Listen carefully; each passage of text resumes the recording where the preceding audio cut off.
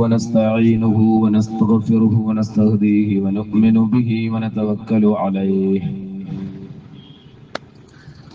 ونعوذ بالله من شرور أنفسنا ومن سيئات أعمالنا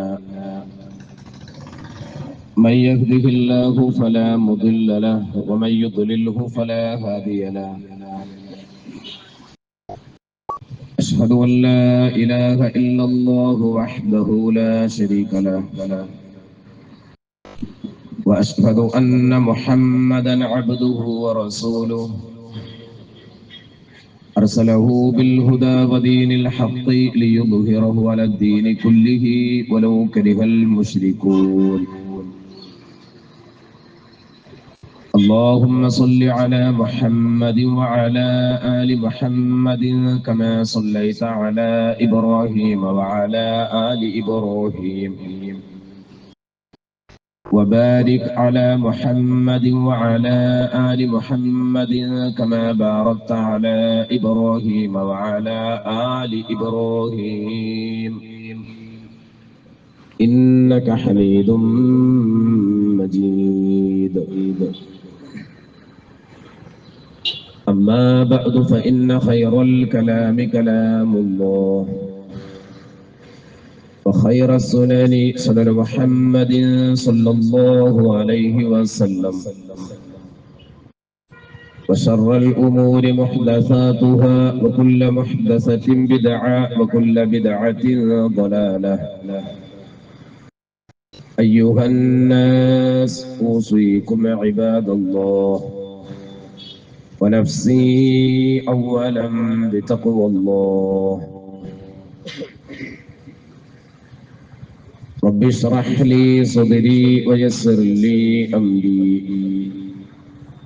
واحلل عقدة من لساني يفقه قولي يا أيها الذين آمنوا اتقوا الله حق تقاته ولا تموتن إلا وأنتم مسلمون أعوذ بالله من الشيطان الرجيم بسم الله الرحمن الرحيم قل ما يعبأ بكم ربي لولا دعاؤكم فقد كذبتم فسوف يكون لزاما സ്നേഹമുള്ള സഹോദരി സഹോദരന്മാരെ സുഹൃത്തുക്കളെ, ശബ്ദം ശ്രവിക്കുന്ന നല്ലവരായ നാട്ടുകാരെ, അല്ലാഹുവിന്റെ അപാരമായ അനുഗ്രഹത്താൽ ഈ സന്ദർഭത്തിൽ ഇവിടെ ഒരുമിച്ച് കൂടുവാനും അല്ലാഹുവിന്റെ ദീനുമായി ബന്ധപ്പെട്ട കാര്യങ്ങൾ മനസ്സിലാക്കുവാനും അനുകൂലമായ ഒരു സാഹചര്യം ഒരുക്കി തന്ന് നമ്മെ അനുഗ്രഹിച്ച അല്ലാഹുവിനെ ആദ്യമായി സ്തുതിക്കുന്നു. അൽഹംദുലില്ലാഹ്. സഹോദരങ്ങളെ, അല്ലാഹുവിന്റെ ഖുർആനും അഷ്റഫുൽ ഖൽഖ് നബിയുന മുഹമ്മദ് റസൂലുള്ളാഹി സ്വല്ലല്ലാഹു അലൈഹി വസല്ലം തങ്ങളുടെ ഹദീസുകളും വിശദീകരിക്കുന്ന ഇത്തരത്തിലുള്ള സദസ്സുകളുടെ പ്രത്യേകത ഹഫത്തുഹുമുൽ മലായിക, അല്ലാഹുവിന്റെ മാലാഖമാർ അവർക്ക് ചുറ്റും ഒരുമിച്ച് കൂടുകയും വഗശിയതുഹുമുർ റഹ്മ, റഹ്മത്ത് കൊണ്ട് അവരെ പൊതിയുകയും വനസലത് അലൈഹിമുസ് സകീന, അവരിൽ സമാധാനം അവതരിക്കുകയും വദക്കറഹുമുല്ലാഹു ഫീമൻ ഇൻദ, അല്ലാഹു സുബ്ഹാനഹു വ തആല അവന്റെ സമീപസ്ഥരായ മലായികത്തുകളോട് പ്രത്യേകം എടുത്തു പറഞ്ഞുകൊണ്ട് അഭിമാനം കൊള്ളുകയും ചെയ്യും എന്ന് അഷ്റഫുൽ ഖൽഖ് നബിയുന മുഹമ്മദ് റസൂലുള്ളാഹി സ്വല്ലല്ലാഹു അലൈഹി വസല്ലം. അതുകൊണ്ട് എന്റെ മുന്നിലിരുന്ന് ശബ്ദം ശ്രവിക്കുന്ന സഹോദരി സഹോദരന്മാർ, താൻ ഇരിക്കുന്ന സദസ്സിന്റെ മഹത്വം മറന്നു പോകാൻ പാടില്ല എന്ന് ആദ്യമായി ആമുഖമായി ആത്മാർത്ഥമായി ഉണർത്തുന്നു, ഉപദേശിക്കുന്നു. മാറി നിന്ന് ശബ്ദം ശ്രവിക്കുന്ന സഹോദരങ്ങൾ, ഈ സദസ്സിന്റെ മഹത്വം മനസ്സിലാക്കി ഇങ്ങോട്ട് കടന്നിരിക്കണമെന്ന് സ്നേഹത്തിന്റെ ഭാഷയിൽ ഉണർത്തുന്നു. അല്ലാഹു സുബ്ഹാനഹു വ തആല ഈ ഒത്തുചേരൽ സ്വാലിഹായ ഒരു അമലായി നമ്മിൽ നിന്ന് ഖബൂൽ ചെയ്യുമാറാകട്ടെ. മഹനീയമായ ഈ മജ്ലിസിൽ ഇന്ന് നാം ഒത്തു ചേർന്നതുപോലെ നാളെ അല്ലാഹുവിന്റെ ജന്നാത്തുൽ ഫിർദൗസിൽ ഒരുമിച്ച് കൂടാനുള്ള തൗഫീഖ് പ്രദാനം ചെയ്ത് നാഥൻ നമ്മെ എല്ലാവരെയും അനുഗ്രഹിക്കുമാറാകട്ടെ. നമ്മുടെ കൂട്ടത്തിൽ രോഗം കൊണ്ട് പ്രയാസപ്പെടുന്ന, വീടുകളിലും ഹോസ്പിറ്റലിലുമായി കഴിച്ചുകൂട്ടുന്ന കൊച്ചുകുട്ടികൾ മുതൽ വൃദ്ധന്മാർ വരെയുള്ള മുഴുവൻ സഹോദരി സഹോദരന്മാർക്കും അല്ലാഹു സുബ്ഹാനഹു വ തആല പരിപൂർണമായ ശിഫ നൽകി അനുഗ്രഹിക്കുമാറാകട്ടെ.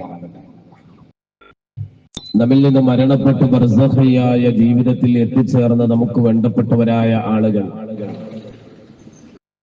അല്ലാഹു സുബ്ഹാനഹു വ തആല അവന്റെ മഹത്തായ ഫദ്ല് കൊണ്ട് അവർക്കെല്ലാം മഗ്ഫിറത്തും റഹ്മത്തും പ്രദാനം ചെയ്യുമാറാകട്ടെ. ഫലസ്തീനിന്റെ മണ്ണിൽ ദുരിതം അനുഭവിക്കുന്ന നമ്മുടെ സഹോദരി സഹോദരന്മാർ അല്ലാഹു സുബ്ഹാനഹു വ തആല അവർക്ക് സ്ഥൈര്യവും നിർഭയത്വവും സമാധാനവും നൽകി അനുഗ്രഹിക്കുമാറാകട്ടെ. അല്ലാഹുവിന്റെ ദീനിനെ സംബന്ധിച്ച് വിശദീകരിക്കുന്നതിന് വേണ്ടി ഇത്തരമൊരു പ്രോഗ്രാം സംഘടിപ്പിച്ച ഇതിന്റെ സംഘാടകർ, ഇതിന്റെ പിന്നിൽ സാമ്പത്തികമായി ശാരീരികമായി പ്രയത്നിച്ചവർ, ഇതിനോട് സഹകരിച്ചവർ, ഇവിടെ സംസാരിച്ചവർ, കേൾക്കാൻ എത്തിച്ചേർന്നവർ എല്ലാവർക്കും അല്ലാഹു സുബ്ഹാനഹു വ തആല അർഹമായ പ്രതിഫലം നൽകി അനുഗ്രഹിക്കുമാറാകട്ടെ. സഹോദരങ്ങളെ, സൃഷ്ടാവാണ് ആരാധ്യനെന്ന അതിമഹത്തായ ഒരു പ്രമേയം ഉയർത്തിപ്പിടിച്ചുകൊണ്ട് ആ പ്രമേയവുമായി ബന്ധപ്പെട്ട ചർച്ചകളും വിശദീകരണവുമായി ജനമനസ്സുകളിലേക്ക് ഇറങ്ങിച്ചെന്ന് ആരാണ് സൃഷ്ടാവ് എന്ന് വളരെ കൃത്യമായി ജനങ്ങളുടെ മുന്നിൽ കേരള നദവത്തുൽ മുജാഹിദീൻ അതിന്റെ യുവഘടകങ്ങൾ വിശദീകരണം നൽകിക്കൊണ്ടിരിക്കുകയാണ്. ലോകത്തുള്ള സകല മനുഷ്യരെയും സൃഷ്ടിച്ച് പരിപാലിക്കുന്ന, സംരക്ഷിക്കുന്ന ലോകത്തിന്റെ സൃഷ്ടാവായ ഏകനായ അല്ലാഹുവിനെ ഇസ്ലാം മാനവരാശിയുടെ മുന്നിൽ പരിചയപ്പെടുത്തി കൊടുക്കുകയാണ്. ആ സൃഷ്ടാവിനെയാണ് നിങ്ങൾ ആരാധിക്കേണ്ടതെന്നും നിങ്ങളുടെ ആരാധനകളും പ്രാർത്ഥനകളും നേർച്ചകളും വഴിപാടുകളുമെല്ലാം ആ നാഥന്റെ മുന്നിൽ മാത്രമാണ് നിങ്ങൾ സമർപ്പിക്കേണ്ടതെന്നും അവന് പുറമെ നിങ്ങൾ മറ്റാരെയും ആരാധിക്കരുത് എന്നും ഇസ്ലാം ജനങ്ങളുടെ മുന്നിൽ കൃത്യമായി വിശദീകരിച്ചു കൊണ്ടിരിക്കുകയാണ്. മഹാനായ അബ്ദുല്ലാഹി ഇബ്നു മസ്ഊദ് റളിയല്ലാഹു അൻഹുവിൽ നിന്ന് ഉദ്ധരിക്കുന്ന ഹദീസിൽ കാണാം, അദ്ദേഹം പ്രവാചകൻ സല്ലല്ലാഹു അലൈഹി വസല്ലമയോട് ചോദിച്ചു, അയ്യു ദംബി അഅ്ലമു ഇൻദല്ലാഹ്, അല്ലാഹുവിന്റെ അടുക്കൽ ഏറ്റവും മഹത്തായ, ഏറ്റവും ഗൗരവമേറിയ, ഏറ്റവും വലിയ പാപം ഏതാണ് എന്ന് റസൂലുള്ളാഹി സ്വല്ലല്ലാഹു അലൈഹി വസല്ലമയോട് അവിടുത്തെ സഹാബത്ത് ചോദിക്കുമ്പോ മഹാനായ പ്രവാചകൻ സല്ലല്ലാഹു അലൈഹി വസല്ലം തങ്ങൾ അതിന് നൽകിയ മറുപടി അൻ തജഅല ലില്ലാഹി നിദ്ദൻ വഹുവ ഖലഖക. നിന്നെ സൃഷ്ടിച്ചത് സൃഷ്ടാവായ പടച്ചതമ്പുരാനാണ് എന്ന് അറിഞ്ഞിരിക്കെ, മനസ്സിലാക്കിയിരിക്കെ അവന് നീ സമന്മാരെ ഉണ്ടാക്കലാണ്, അവന് പുറമെ മറ്റുള്ളവരോട് ദുആ ഇരക്കലാണ് ഏറ്റവും വലിയ പാപം എന്നാണ് റസൂലുള്ളാഹി സ്വല്ലല്ലാഹു അലൈഹി വസല്ലം സ്വഹാബത്തിന് മറുപടി നൽകിയത്.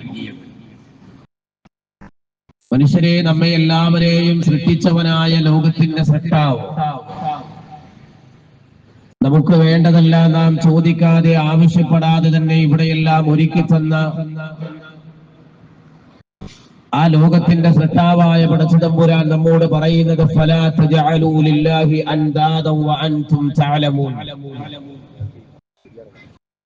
വിശുദ്ധ ഖുർആനിന്റെ 2-ാം അധ്യായം സൂറ അൽ ബഖറയുടെ 22-ാമത്തെ ആയത്തിന്റെ അവസാന ഭാഗമാണ്. ഇതെല്ലാം നിങ്ങൾ മനസ്സിലാക്കിയിട്ടും അഥവാ നിങ്ങളെ സൃഷ്ടിച്ചത് അല്ലാഹുവാണ്, നിങ്ങൾക്ക് മുമ്പ് കഴിഞ്ഞുപോയ മനുഷ്യരെയും സൃഷ്ടിച്ചത് അല്ലാഹുവാണ്, നിങ്ങൾക്ക് വേണ്ടി ഭൂമിയെ വിരിച്ചു വിധാനിച്ചു തന്നവൻ, ആകാശത്തെ നാട്ടി നിർത്തിയവൻ, ആകാശ ലോകത്ത് നിന്ന് മഴത്തുള്ളികൾ ഇറക്കിത്തരുന്നവൻ, ആ വെള്ളം മൂലം നിങ്ങൾക്ക് ആവശ്യമായതെല്ലാം ഈ ഭൂമിയിൽ ഉൽപ്പാദിപ്പിച്ചു തരികയും ചെയ്തവൻ. എന്നിട്ടാണ് ഖുർആൻ പറഞ്ഞത് ഫലാ തജഅലൂ ലില്ലാഹി അൻദാദാ വഅൻതും തഅലമൂൻ. ഇതെല്ലാം നിങ്ങൾ അറിഞ്ഞിട്ട് നിങ്ങൾ അല്ലാഹുവിനെ സമന്മാരെ ഉണ്ടാക്കാൻ പാടില്ല. ഇത് കൃത്യമായി വിശുദ്ധ ഖുർആനിന്റെ അധ്യാപനമാണെങ്കിൽ ഇത് മനുഷ്യരിൽ ഭൂരിഭാഗം ആളുകളും ചെയ്തുകൊണ്ടിരിക്കുന്നത് വിശുദ്ധ ഖുർആൻ നമുക്ക് രേഖപ്പെടുത്തി തന്നു. എന്താണ് വിശുദ്ധ ഖുർആൻ പറഞ്ഞത്? വമിനന്നാസി, മനുഷ്യരിലുണ്ട് ചില ആളുകൾ മയ്യത്തഖിദു, അവർ ഉണ്ടാക്കുകയാണ്, സ്വീകരിക്കുകയാണ്, മിൻ ദൂനില്ലാ, അല്ലാഹുവിന് പുറമെ, അൻദാദ, ചില സമന്മാരെ, പങ്കാളികളെ. എന്നിട്ടോ യുഹിബ്ബൂനഹും കഹുബ്ബില്ലാ, അല്ലാഹുവിനെ സ്നേഹിക്കുന്നത് പോലെ തന്നെ അല്ലാഹുവിന് പുറമെ മനുഷ്യർ അവരുടെ കൈകൾ കൊണ്ട് നിർമ്മിച്ചുണ്ടാക്കിയ, അതല്ലെങ്കിൽ അവരുടെ മനസ്സിൽ പ്രതിഷ്ഠിച്ച ആ സമന്മാരെ അവർ സ്നേഹിക്കുകയും ചെയ്യുന്നു എന്നതും വിശുദ്ധ ഖുർആൻ 2-ാം അധ്യായം സൂറ അൽ ബഖറ 165-ാമത്തെ ആയത്തിലൂടെ അല്ലാഹു സുബ്ഹാനഹു വ തആല ഓതിച്ചിരുന്ന കാര്യമാണ്. ഇങ്ങനെ ജീവിതത്തിന്റെ പ്രയാസങ്ങളിൽ, പ്രതിസന്ധികളിൽ സൃഷ്ടാവായ പടച്ചതമ്പുരാനെ വിട്ടുകൊണ്ട് അവന് പുറമെ പങ്കാളികളെ സ്വീകരിക്കുന്നവരായ ആളുകൾ, മഹാനായ ശൈഖ് അബ്ദുൽ ഖാദിർ ജീലാനി റഹിമഹുല്ലാഹ്, മുഹദ്ദിസ് ശൈഖ് റഹ്മത്തുള്ളാഹി അലൈഹി ഈ സമുദായത്തോട് പറയുകയാണ് വലൈസ ശിർകു അൻ തഅബുദൽ അസ്നാം.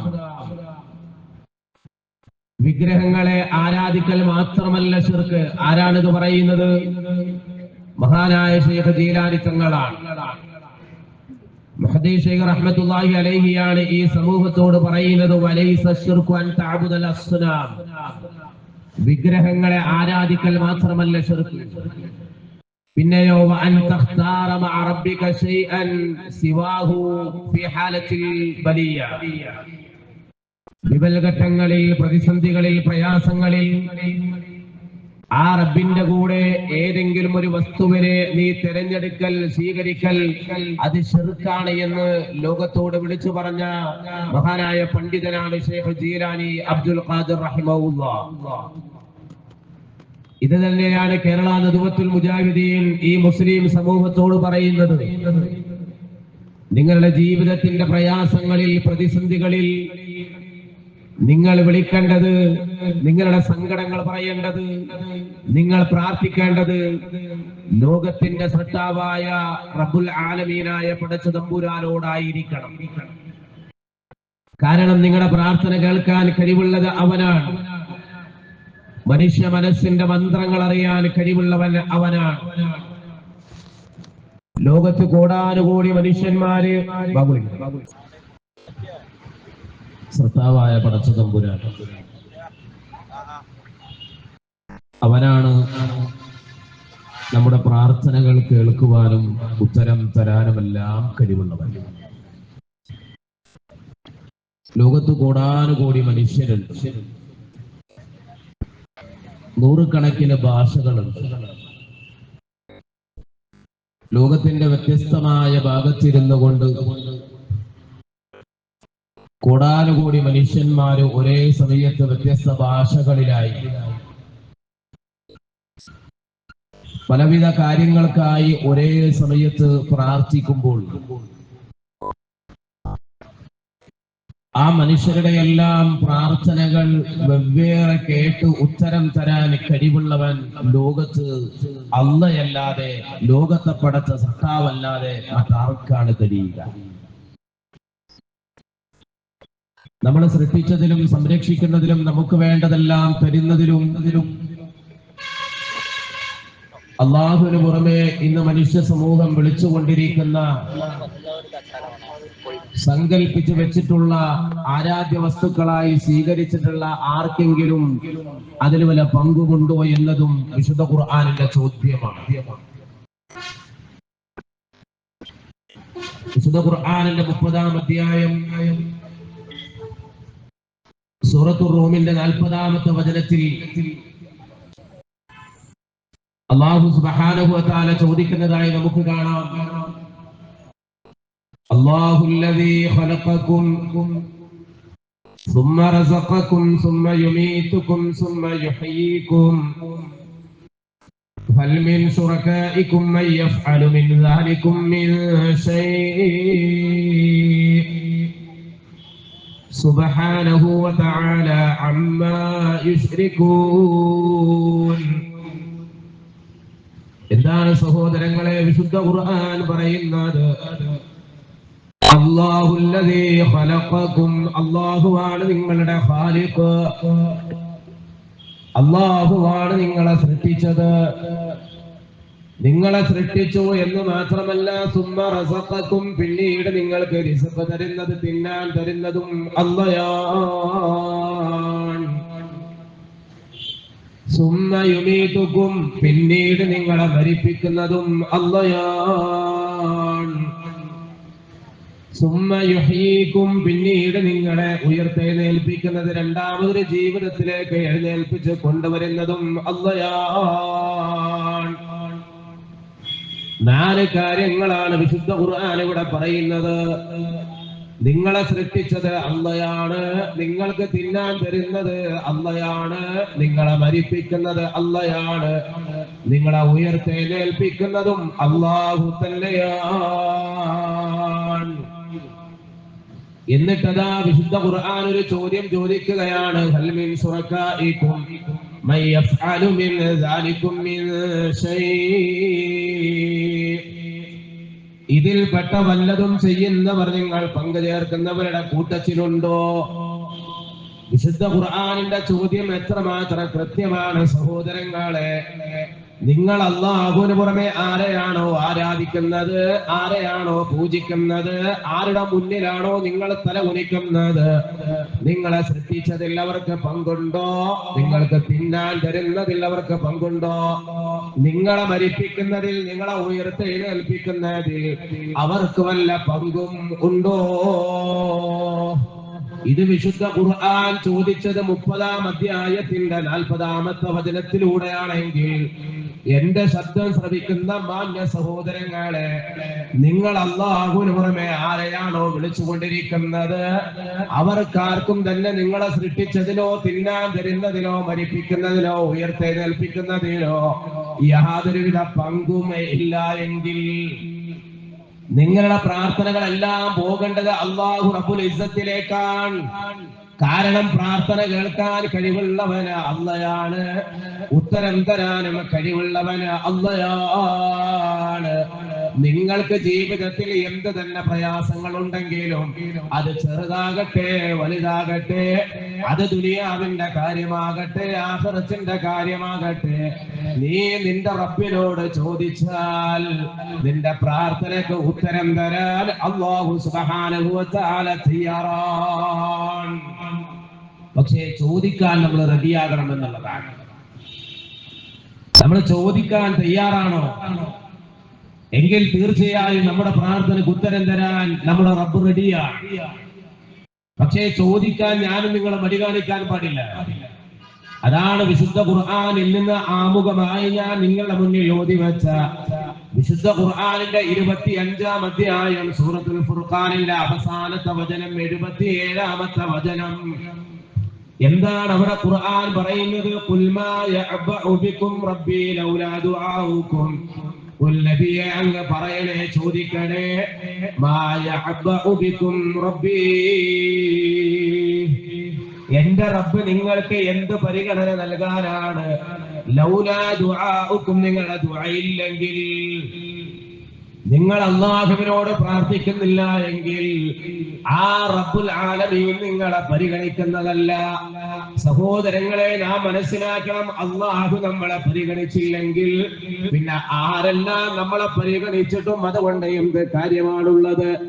എന്നാൽ ആരെല്ലാം നമ്മളെ പരിഗണിക്കാതിരുന്നാലും, ആരെല്ലാം നമ്മളെ അവഗണിച്ചാലും, ആരെല്ലാം നമ്മളെ ഒറ്റപ്പെടുത്തിയാലും, ആരെല്ലാം നമ്മളെ കുറ്റപ്പെടുത്തിയാലും എന്റെ റബ്ബ് എന്നെ പരിഗണിക്കുന്നുണ്ടോ? പിന്നെ ഞാൻ ഒരാളെയും പേടിക്കേണ്ടതില്ല. ആ റബ്ബ് നിങ്ങളെ പരിഗണിക്കണോ? ഇതാ വിശുദ്ധ ഖുർആൻ പറയുകയാണ്, ഖുൽ പ്രവാചകരെ അങ്ങ് ഓതിക്കൊടുക്കണേ, മാ യഅബഉ ബികും റബ്ബി, എന്റെ റബ്ബ് നിങ്ങൾക്ക് എന്ത് പരിഗണന നൽകാനാണ്? ലൗലാ ദുആഉകും, നിങ്ങളുടെ ദുആ ഇല്ലെങ്കിൽ. അല്ലാഹു സുബ്ഹാനഹു വ തആല പരിഗണിക്കണമെങ്കിൽ അല്ലാഹുവോട് പ്രാർത്ഥിക്കുന്നവരായിരിക്കണം നമ്മൾ. പ്രാർത്ഥിക്കാൻ നമ്മൾ മടി കാണിക്കാൻ പാടില്ല. നമ്മൾ എത്രത്തോളം പ്രാർത്ഥിക്കുന്നുവോ അത്രത്തോളം റബ്ബിന് ഇഷ്ടമാണെന്നാണ്. ചോദിക്കുന്നവർ അല്ലാഹുക്ക് ഇഷ്ടമാണ്. നമ്മളിപ്പോ ദുനിയാവില് ഒരാളോട് ഒരു കാര്യം ചോദിച്ചു, അയാളുടെ കൈവിൽപ്പെട്ട ഒരു കാര്യം നമ്മൾ ചെന്ന് ചോദിക്കുന്നു, സാമ്പത്തികമായ ഒരു സഹായം ചോദിക്കുന്നു, മറ്റേതെങ്കിലും തരത്തിലുള്ള ഒരു സഹായം ചോദിക്കുന്നു. ആ മനുഷ്യൻ നമുക്കത് ചെയ്തു തന്നു. അദ്ദേഹത്തിന്റെ കഴിവിൽപ്പെട്ട ആ കാര്യം അദ്ദേഹം നമുക്കത് ചെയ്തു തന്നു. കുറച്ച് ദിവസം കഴിഞ്ഞ് നമ്മൾ വീണ്ടും ചെന്നിട്ട് മറ്റൊരു കാര്യം ആവശ്യപ്പെടുകയാണ്. അദ്ദേഹം അതും ചെയ്തു തന്നു വിചാരിക്കുക. നമ്മൾ പിന്നെയും കുറച്ചു ദിവസം കഴിഞ്ഞിട്ട് മൂപ്പരുടെ അടുക്കൽ വീണ്ടും ചെല്ലേണ്ടി. ഇങ്ങനെ നിരന്തരമായി ഒരാളുടെ അടുക്കലേക്ക് പല കാര്യങ്ങൾക്ക് വേണ്ടി നമ്മൾ എപ്പോഴും സമീപിച്ചു കൊണ്ടിരുന്നാൽ സ്വാഭാവികമായും ആ മനുഷ്യന് ദേഷ്യം വരും. അല്ലെങ്കിൽ ആ മനുഷ്യന്റെ മനസ്സ് ചിന്തിക്കും, ഈ ചങ്ങായിനെ കൊണ്ട് ഇടങ്ങേറായല്ലോ, പെട്ടുപോയല്ലോ, ആദ്യം വന്നപ്പോ തന്നെ അങ്ങ് ഒഴിവാക്കി വിട്ടാൽ മതിയായിരുന്നു. ഇതിപ്പോ ഒരു തലവേദനയായി, ഈ മനുഷ്യൻ നമ്മളെ വിട്ടുപോകാത്ത അവസ്ഥയായല്ലോ എന്നൊരു തോന്നലുണ്ടാകും. ഇങ്ങനെ പല കാര്യങ്ങൾക്ക് വേണ്ടി ഒരാളെ തന്നെ നമ്മൾ സമീപിച്ചു കൊണ്ടിരിക്കുമ്പോൾ മനുഷ്യനാണെങ്കിൽ സ്വാഭാവികമായ പ്രയാസങ്ങൾ അവനുണ്ടാകും. എന്നാൽ റബ്ബിനെ കുറിച്ച് ഞാനും നിങ്ങൾ മനസ്സിലാക്കേണ്ടത് അങ്ങനെയല്ല.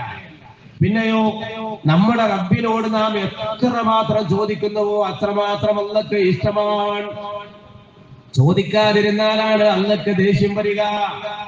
അതാണ് നബി തങ്ങൾ പറഞ്ഞത്, മല്ലം യസ്അലില്ലാഹ യഗ്ദബ അലൈഹി, ആരാണോ അല്ലാഹുവോട് ചോദിക്കാത്തത് അവന്റെ മേൽ അല്ലാഹു ദേഷ്യം വെക്കുന്നതാണ്, കോപം വെക്കുന്നതാണ്. അല്ലാഹുവിനോട് ചോദിക്കാതിരുന്നാൽ അല്ലാഹു അവന്റെ മേൽ കോപിക്കുന്നതാണ്. എന്നാൽ നിങ്ങൾ നിങ്ങളുടെ റബ്ബിനോട് ചോദിച്ചാൽ അത് എത്ര തന്നെ നിങ്ങൾ ചോദിച്ചാലും, എത്രമാത്രം നിങ്ങൾ ചോദിക്കുന്നുവോ അത്രത്തോളം അല്ലാഹുക്ക് ഇഷ്ടമുള്ള കാര്യമാണ്. എന്താണ് നമുക്ക് ചോദിക്കാനുള്ളത്? ഒരുപാടുണ്ട്. നമ്മുടെ ഭൗതികമായ കാര്യങ്ങളുണ്ട്. മാതാപിതാക്കളുടെ രോഗാവസ്ഥയെ കുറിച്ച് റബ്ബിനോട് നമുക്ക് പറയാനുണ്ട്. മക്കളുടെ വിദ്യാഭ്യാസത്തെ കുറിച്ച് റബ്ബിനോട് നമുക്ക് സങ്കടം പറയാനുണ്ട്. മക്കളുടെ വിവാഹത്തെ കുറിച്ച്, കുടുംബജീവിതത്തെ കുറിച്ച് നമ്മുടെ റബ്ബിനോട് നമുക്ക് പരാതി പറയാനുണ്ട്. ജീവിതത്തിൽ ഇന്ന് നാം അനുഭവിക്കുന്ന ശാരീരികമായ, മാനസികമായ, സാമ്പത്തികമായ, കുടുംബപരമായ, സമൂഹത്തിൽ നിന്ന് അനുഭവിക്കേണ്ടി വരുന്ന, ഭരണകൂടത്തിന്റെ ഭാഗത്ത് നിന്ന് നമുക്ക് നേരിടേണ്ടി വരുന്ന ഏതെല്ലാം തരത്തിലുള്ള പ്രയാസങ്ങളുണ്ടോ ആ പ്രയാസങ്ങളെല്ലാം നിന്റെ റബ്ബിനോട് പറയാൻ നീ റെഡിയാണോ? നിന്റെ പ്രാർത്ഥന സ്വീകരിക്കാൻ അല്ലാഹു റെഡിയാണ്. എത്രത്തോളം മഹാനായ പ്രവാചകൻ സല്ലല്ലാഹു അലൈഹി വസല്ലം തങ്ങൾ പറഞ്ഞത്, ആകാശത്തേക്ക് ഉയർത്തുന്ന കൈകൾ, ആ കൈകൾക്ക് ഉത്തരം കൊടുക്കാതെ അതിനെ ശൂന്യമായി മടക്കി അയക്കുക എന്നുള്ളത് അല്ലാഹുക്ക് ലജ്ജയുള്ള കാര്യമാണ്. നിങ്ങളിൽ നിന്ന് ഒരാൾ അല്ലാഹുവോട് പ്രാർത്ഥിച്ചിട്ട് ആ പ്രാർത്ഥനയ്ക്ക് ഉത്തരം കൊടുക്കാതെ ശൂന്യമായ കൈകളെ മടക്കി അയക്കുക എന്നുള്ളത് അല്ലാഹുവിന് ലജ്ജയുള്ള കാര്യമാണ്. അതുകൊണ്ട് നിങ്ങൾ ചോദിച്ചു, ഉത്തരം തരാൻ കഴിവുള്ളവൻ തീർച്ചയായും റബ്ബുൽ ആലമീനായ പടച്ച തമ്പുരാൻ നിങ്ങളുടെ പ്രാർത്ഥനയ്ക്ക് ഉത്തരം നൽകുന്നതാണ്. അതല്ലേ വിശുദ്ധ ഖുർആനിലൂടെ അല്ലാഹു സുബ്ഹാനഹു വ തആല നമുക്ക് ഓതി തന്നത്, വഖാല റബ്ബുകും ഉദ്ഊനി അസ്തജിബ് ലക്കും. വിശുദ്ധ ഖുർആനിന്റെ 40-ാം അധ്യായത്തിന്റെ 60-ാമത്തെ വചനമാണ്. എന്താണ് വിശുദ്ധ ഖുർആൻ പറയുന്നത്? വഖാല റബ്ബുകും, നിങ്ങളുടെ റബ്ബ് പറയുകയാണ്, നിങ്ങളുടെ രക്ഷിതാവിന്റെ പ്രഖ്യാപനമാണ്. ഉദ്ഊനി, നിങ്ങൾ എന്നോട് ദുആ ചെയ്യാണ്, അസ്തജിബ് ലക്കും, ഞാൻ നിങ്ങൾക്ക് ഉത്തരം നൽകാം. ആരാ പറയുന്നത്? അല്ലാഹുവാണ്.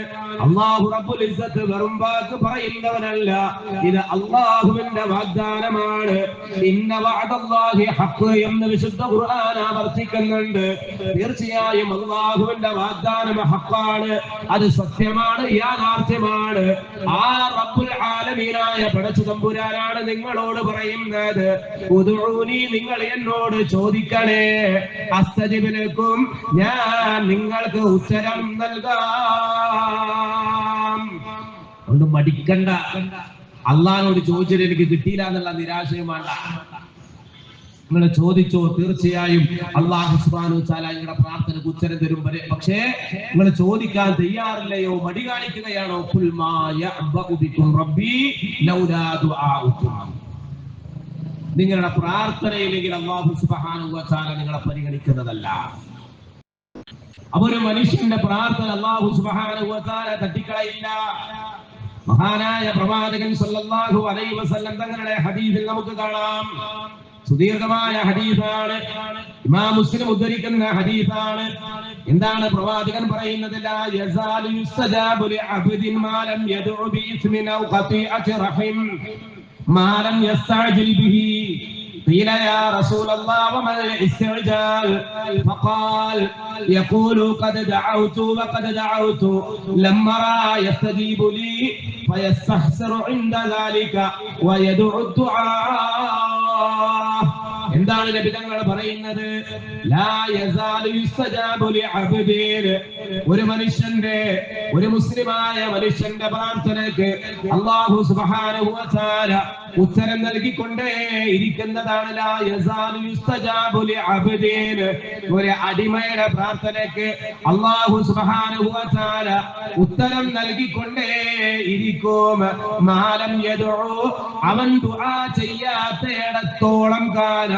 ശരിക്കും മനസ്സിലാക്കണം, ഒരു മനുഷ്യന്റെ പ്രാർത്ഥനയ്ക്ക് അല്ലാഹു സുബ്ഹാനഹു വ തആല ഉത്തരം നൽകുമെന്ന് പറയാതെ ഉത്തരം നൽകിക്കൊണ്ടേ ഇരിക്കുന്നതാണ്.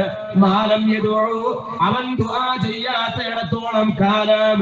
ബിഇസ്മിൻ, പാപത്തിന് വേണ്ടിയോ, അതല്ലെങ്കിൽ ഖതീഅത്തി റഹീം, കുടുംബബന്ധം മുറിക്കുന്ന വിഷയത്തിലും. നോക്ക്, നിങ്ങൾ പ്രാർത്ഥിക്കുന്നത് ഒരു കുടുംബം തകരാൻ വേണ്ടിയാകരുത്. കുടുംബ ബന്ധത്തിന് അത്രയേറെ പ്രാധാന്യം ഇസ്ലാം കൽപ്പിച്ചു. മീസാഖൻ ഗലീദ, ബലിഷ്ഠമായ ഒരു കരാറാണ്. കുടുംബ ജീവിതത്തിന് ഇസ്ലാം കൽപ്പിച്ച പ്രാധാന്യം അതാണ്. മഹാനായ പ്രവാചകൻ സല്ലല്ലാഹു അലൈഹി വസല്ലം തങ്ങൾ പറഞ്ഞത്, മൻ തസവ്വജ ബിംറഅത്തിൻ ഫഖദ അഹ്റസ സുലുസൈ ദീനിഹി ഫലിയത്തഖില്ലാഹ ഫി സുലുസിൽ ബാഖി. ഒരു പുരുഷൻ ഒരു സ്ത്രീയെ വിവാഹം ചെയ്യുന്നതോടുകൂടി അവൻ മതത്തിന്റെ 2 ഭാഗവും പൂർത്തിയാക്കി. ബാക്കി ഒരു ഭാഗം പൂർത്തിയാക്കുന്നത് തഖ്വയിൽ അധിഷ്ഠിതമായ ജീവിതം നയിക്കുന്നതിലൂടെ എന്നാണ്. ഇവിടെയാണ് വൈവാഹിക ജീവിതത്തിന്, കുടുംബ ജീവിതത്തിന് ഇസ്ലാം കൽപ്പിച്ച പ്രാധാന്യം നമുക്ക് മനസ്സിലാക്കാൻ സാധിക്കുന്നത്. നബി തങ്ങൾ പറയുകയാണ്, നിങ്ങൾ പ്രാർത്ഥിക്കുന്നത് കുടുംബബന്ധം തകരുന്ന, അത് മുറിക്കുന്ന, അത് നശിപ്പിക്കുന്ന വിഷയത്തിലാകരുത്. അതുപോലെ തന്നെ നിങ്ങൾ പ്രാർത്ഥിക്കുന്നത് പാപത്തിന് വേണ്ടിയാകരുത്. ഇങ്ങനെ പാപത്തിന് വേണ്ടിയും കുടുംബബന്ധം മുറിക്കുന്ന വിഷയത്തിലും നിങ്ങൾ ദുആ ചെയ്യാത്തയിടത്തോളം കാലം, അതല്ലാത്ത മറ്റ് ഏത് കാര്യങ്ങൾക്കും നിങ്ങൾ നിങ്ങളുടെ റബ്ബിനോട് ദുആ ചെയ്താൽ അവന്റെ പ്രാർത്ഥനയ്ക്ക് ഉത്തരം കിട്ടിക്കൊണ്ടേ ഇരിക്കും. പക്ഷേ മാലം യസ്തഅജിൽ ബിഹി, അവൻ ഇസ്തിഅജാല് കാണിക്കാൻ പാടില്ല. ഇസ്തിഅജാല് കാണിക്കാൻ പാടില്ല എന്ന് നബി തങ്ങൾ പറയുമ്പോ സ്വഹാബത്ത് ചോദിക്കുകയാണ്, ഖീല യാ റസൂലല്ലാഹ്, അല്ലയോ അല്ലാഹുവിന്റെ റസൂലേ, വമൽ ഇസ്തിഅജാൽ, എന്താണ് ഇസ്തിഅജാൽ എന്ന് നബി തങ്ങളോട് സ്വഹാബത്ത് ചോദിക്കുമ്പോ അവിടുന്ന് മറുപടി കൊടുക്കുകയാണ്. യഖൂലു, അതാ ഒരു മനുഷ്യൻ പറയുകയാണ്, ഖദ് ദഅഉതു വഖദ് ദഅഉതു, ഞാൻ പ്രാർത്ഥിച്ചു, ഞാൻ പ്രാർത്ഥിച്ചു, ഞാൻ ദുആ ചെയ്തു, ഞാൻ ദുആ ചെയ്തു, പക്ഷേ ലം അറ യസ്തജീബു ലി, എന്റെ പ്രാർത്ഥനയ്ക്ക് ഉത്തരം കിട്ടിയില്ല എന്നിങ്ങനെ പരാതി പറയുക, തിരക്ക് കൂട്ടുക, അതാണ് ഇസ്തിഅജാൽ. നിങ്ങൾ ഒരിക്കലും ഇസ്തിഅജാൽ കാണിക്കാൻ പാടില്ല. ഞാൻ ചോദിക്കാൻ തുടങ്ങിയിട്ട് കുറെ കാലമായല്ലോ, എന്റെ റബ്ബ് കേൾക്കുന്നില്ലല്ലോ, അവൻ എന്നെ പരിഗണിക്കുന്നില്ലല്ലോ, അവൻ എനിക്ക് ഉത്തരം തരുന്നില്ലല്ലോ എന്നിങ്ങനെ ഇസ്തിഅജാൽ കാണിക്കുന്ന അവസ്ഥ നിങ്ങളിൽ ഉണ്ടാകാൻ പാടില്ല. എന്നിട്ട് പ്രവാചകൻ തുടർന്ന് പറയുകയാണ്, ഇങ്ങനെ ഇസ്തിഅജാൽ കാണിച്ചുകൊണ്ട് അതാ ഫയസ്തഹ്സിറു ഇൻദ ദാലിക, അവൻ അതിനെ സംബന്ധിച്ച് നിരാശനായി തീരുകയാണ്. അവസാനം ദുആ തന്നെ, പ്രാർത്ഥന തന്നെ അവരെ ഉപേക്ഷിക്കുകയും ചെയ്യുന്ന അവസ്ഥയിലേക്ക് മാറിപ്പോവുകയാണ്. ഇങ്ങനെ നിരാശനായി പ്രാർത്ഥന ഉപേക്ഷിച്ചു പോകുന്ന അവസ്ഥ, അതാണ് ഇസ്തിഅജാൽ. അത് നിങ്ങൾ കാണിക്കാൻ പാടില്ല. നിങ്ങൾ ഇസ്തിഅജാൽ കാണിക്കാതിരിക്കുന്നിടത്തോളം കാലം അല്ലാഹു സുബ്ഹാനഹു വ തആല നിങ്ങൾക്ക് ഉത്തരം തരും. നമുക്ക് പ്രതീക്ഷ വേണം നമ്മുടെ റബ്ബിൽ. ഏത് പ്രതിസന്ധിയിലും നമുക്ക് വിളിക്കാൻ പറ്റിയവനാരാ? നമ്മുടെ റബ്ബാണ്. നമ്മുടെ പ്രാർത്ഥന കേൾക്കുന്നവരാരാണ്? അല്ലാഹയാണ്. അതുകൊണ്ടാണ് നബി സല്ലല്ലാഹു അലൈഹി വസല്ലം പറഞ്ഞത്, നിന്റെ ചെരുപ്പിന്റെ വാറ് പൊട്ടിയാൽ ആ സങ്കടം വരെ നീ പറയേണ്ടത് നിന്റെ റബ്ബിനോടായിരിക്കണം. പറയാനുള്ള ഒരു മനസ്സ് നമുക്ക് വേണം. ആത്മാർത്ഥമായി അല്ലാഹുവിന്റെ മുന്നിലൊന്ന് ഇരുന്ന് പ്രാർത്ഥിക്കാൻ നമുക്ക് കഴിയണം. പ്രാർത്ഥിക്കുമ്പോൾ ആ പ്രാർത്ഥന നമ്മുടെ ഹൃദയത്തിൽ നിന്നാണ് പുറത്തേക്ക് വരേണ്ടത്. അതാണ് പ്രവാചകൻ പറഞ്ഞത്, അശ്രദ്ധവാന്റെ ഹൃദയത്തിൽ നിന്നുള്ള പ്രാർത്ഥനയ്ക്ക് അല്ലാഹു സുബ്ഹാനഹു വ തആല ഉത്തരം തരുന്നതല്ല. നിങ്ങൾ അല്ലാഹുവോട് ചോദിക്കുമ്പോൾ ഉത്തരം കിട്ടുമെന്ന വഅൻതും മൂഖിനൂന ബിൽ ഇജാബ, ഇജാബത്ത് ലഭിക്കും, ഉത്തരം ലഭിക്കുമെന്ന ഉറപ്പോടുകൂടി ദൃഢവിശ്വാസത്തോടുകൂടി തന്നെ നിങ്ങൾ അല്ലാഹുവിനോട് പ്രാർത്ഥിക്കണമെന്നാണ് റസൂലുള്ളാഹി സ്വല്ലല്ലാഹു അലൈഹി വസല്ലം പറയുന്നത്. സഹോദരങ്ങളെ, നമ്മൾ പ്രാർത്ഥിക്കാൻ റെഡിയാണോ? ഖുൽ മാ യഅബഉ ബികും റബ്ബി ലൗലാ ദുആഉകും, നിങ്ങളുടെ ദുആ ഇല്ലെങ്കിൽ എന്റെ റബ്ബ് നിങ്ങൾക്ക് എന്ത് പരിഗണന നൽകാനാണ്? അതുകൊണ്ട് നമ്മൾ പ്രാർത്ഥിക്കണം. നമ്മൾ പ്രവാചകന്മാരുടെ ജീവിതത്തിലേക്ക് വാ. കാരണം ലോകത്ത് ഏറ്റവും കൂടുതൽ പരീക്ഷണങ്ങളും പ്രയാസങ്ങളും പ്രതിസന്ധികളിലൂടെയും കടന്നുപോയവരാണ് അല്ലാഹുവിന്റെ അമ്പിയാക്കൾ, പ്രവാചകന്മാർ. ലോകത്ത് പ്രവാചകന്മാർ പരീക്ഷിക്കപ്പെട്ടതുപോലെ ലോകത്ത് വേറെ ഒരാളും പരീക്ഷിക്കപ്പെട്ടിട്ടില്ല. അത്രയേറെ പരീക്ഷണങ്ങൾക്ക് വിധേയമായിട്ടുള്ളവരാണ് ആര്? അല്ലാഹുവിന്റെ പ്രവാചകന്മാർ. മഹാനായ റസൂലുള്ളാഹി സ്വല്ലല്ലാഹു അലൈഹി വസല്ലം തങ്ങളുടെ അടുക്കൽ വന്നുകൊണ്ട് സ്വഹാബത്ത് സങ്കടം പറയുകയാണ്.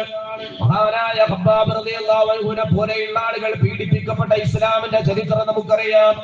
അവർക്ക് സഹിക്കാൻ കഴിയുന്നില്ല. അല്ലാഹുവിന്റെ റസൂലിന്റെ അടുക്കൽ വന്നിട്ട് അവര് സങ്കടം പറയുകയാണ്, നബിയേ, അങ്ങയുടെ സ്വഹാബത്ത് മർദ്ദിക്കപ്പെടുന്നത് അങ്ങ് കാണുന്നില്ലേ? ഞങ്ങളുടെ ദയനീയമായ അവസ്ഥ നബിയെ അങ്ങ് കാണുന്നില്ലേ? ഞങ്ങൾക്ക് വേണ്ടി റബ്ബിനോടൊന്ന് പറയണേ, ഞങ്ങൾക്ക് വേണ്ടി അല്ലാഹുവിനോട് പറയണേ എന്ന് പ്രവാചകന്റെ സ്വഹാബത്ത് അല്ലാഹുവിന്റെ റസൂലിന്റെ മുന്നിൽ വന്ന് സങ്കടം പറയുമ്പോ പ്രവാചകൻ സ്വല്ലല്ലാഹു അലൈഹി വസല്ലം തങ്ങൾ അവരോട് പറയുകയാണ്, നിങ്ങൾ ധൃതി കാണിക്കുകയാണോ? നിങ്ങൾ തിരക്ക് കൂട്ടുകയാണോ? നിങ്ങൾക്ക് മുമ്പ് കഴിഞ്ഞു പോയ സമൂഹം, എന്താണ് ആ സമൂഹത്തിന്റെ അവസ്ഥ എന്നറിയുമോ? വിശുദ്ധ ഖുർആൻ അത് പറയുന്നുണ്ട്. റസൂലുള്ളാഹി സ്വല്ലല്ലാഹു അലൈഹി വസല്ലം തങ്ങൾ സ്വഹാബത്തിനെ വിശദീകരിച്ചു കൊടുക്കുകയാണ്. നിങ്ങൾക്ക് മുമ്പ് കഴിഞ്ഞു പോയ സമുദായത്തിന്റെ അവസ്ഥ, അതാ വിശുദ്ധ ഖുർആനിന്റെ വചനം 2-ാം അധ്യായം സൂറ ബഖറ 214-ാമത്തെ ആയത്ത് അല്ലാഹു സുബ്ഹാനഹു വ തആല അവിടെ ചോദിക്കുന്നുണ്ട്, അബഹസിബതും നിങ്ങൾ വിചാരിക്കുന്നുവോ അൻ തദ്ഖുലുൽ ജന്ന, സ്വർഗ്ഗത്തിൽ പ്രവേശിക്കാമെന്ന് നിങ്ങൾ കരുതിയോ? വലമ്മാ യഅതികും മസലുൽ ലദീന ഖലു മിൻ ഖബ്ലികും, നിങ്ങൾക്ക് മുമ്പ് കഴിഞ്ഞുപോയ മുൻഗാമികളായ ആളുകൾ അവർക്ക് വന്നെത്തിയതുപോലെയുള്ള അനുഭവങ്ങൾ, പ്രയാസങ്ങൾ, ദുരന്തങ്ങൾ നിങ്ങൾക്കും വന്നെത്താതെ അതൊന്നും സഹിക്കാതെ അല്ലാഹുവിന്റെ ദീനിന് വേണ്ടി ത്യാഗം ചെയ്യാതെ വെറുതെ അങ്ങ് സ്വർഗത്തിലേക്ക് കടന്നു പോകാമെന്ന് നിങ്ങൾ കരുതിയോ? മസ്സതുഹുൽ ബഅസാഉ വദ്ദറാ, നിങ്ങളുടെ മുൻഗാമികളായ ആളുകൾ ഒരുപാട് പ്രയാസങ്ങൾ, ഒരുപാട് മർദ്ദനങ്ങൾ അവർക്ക് ഏറ്റുവാങ്ങേണ്ടി വന്നിട്ടുണ്ട്. എത്രത്തോളം എന്ന് ചോദിച്ചു കഴിഞ്ഞാൽ അതാ മുൻഗാമികളായ സമൂഹത്തിന്റെ ചരിത്രം പ്രവാചകൻ സ്വഹാബത്തിന് പറഞ്ഞു കൊടുക്കുകയാണ്. നിങ്ങൾക്ക് മുമ്പ് കഴിഞ്ഞു പോയ സമൂഹം, ആ സമൂഹത്തിനതാ ഇസ്ലാമിന്റെ ശത്രുക്കളായ ആളുകൾ, വിശ്വാസികളായ ആളുകളെ പിടിച്ചു കൊണ്ടുവന്ന് കെട്ടിയിടുകയാണ്. എന്നിട്ടതാ അവരെ കൊണ്ടുവന്ന് ബന്ധനസ്ഥരാക്കിക്കൊണ്ട് അവരുടെ തല മുതൽ കാല് വരെ ഈർച്ചവാട് കൊണ്ട് 2 പിളർപ്പായി പിളർത്തി കളഞ്ഞിട്ടുണ്ട്. അവരുടെ ശരീരത്തിൽ നിന്ന് ഇരുമ്പിന്റെ ചീർപ്പ് കൊണ്ട് മാംസം വാർന്നെടുത്തിട്ടുണ്ട്. ഇത്രയേറെ പ്രയാസങ്ങൾ മുൻഗാമികളായ ആളുകൾക്ക് ഏറ്റുവാങ്ങേണ്ടി വന്നിട്ടുണ്ട്.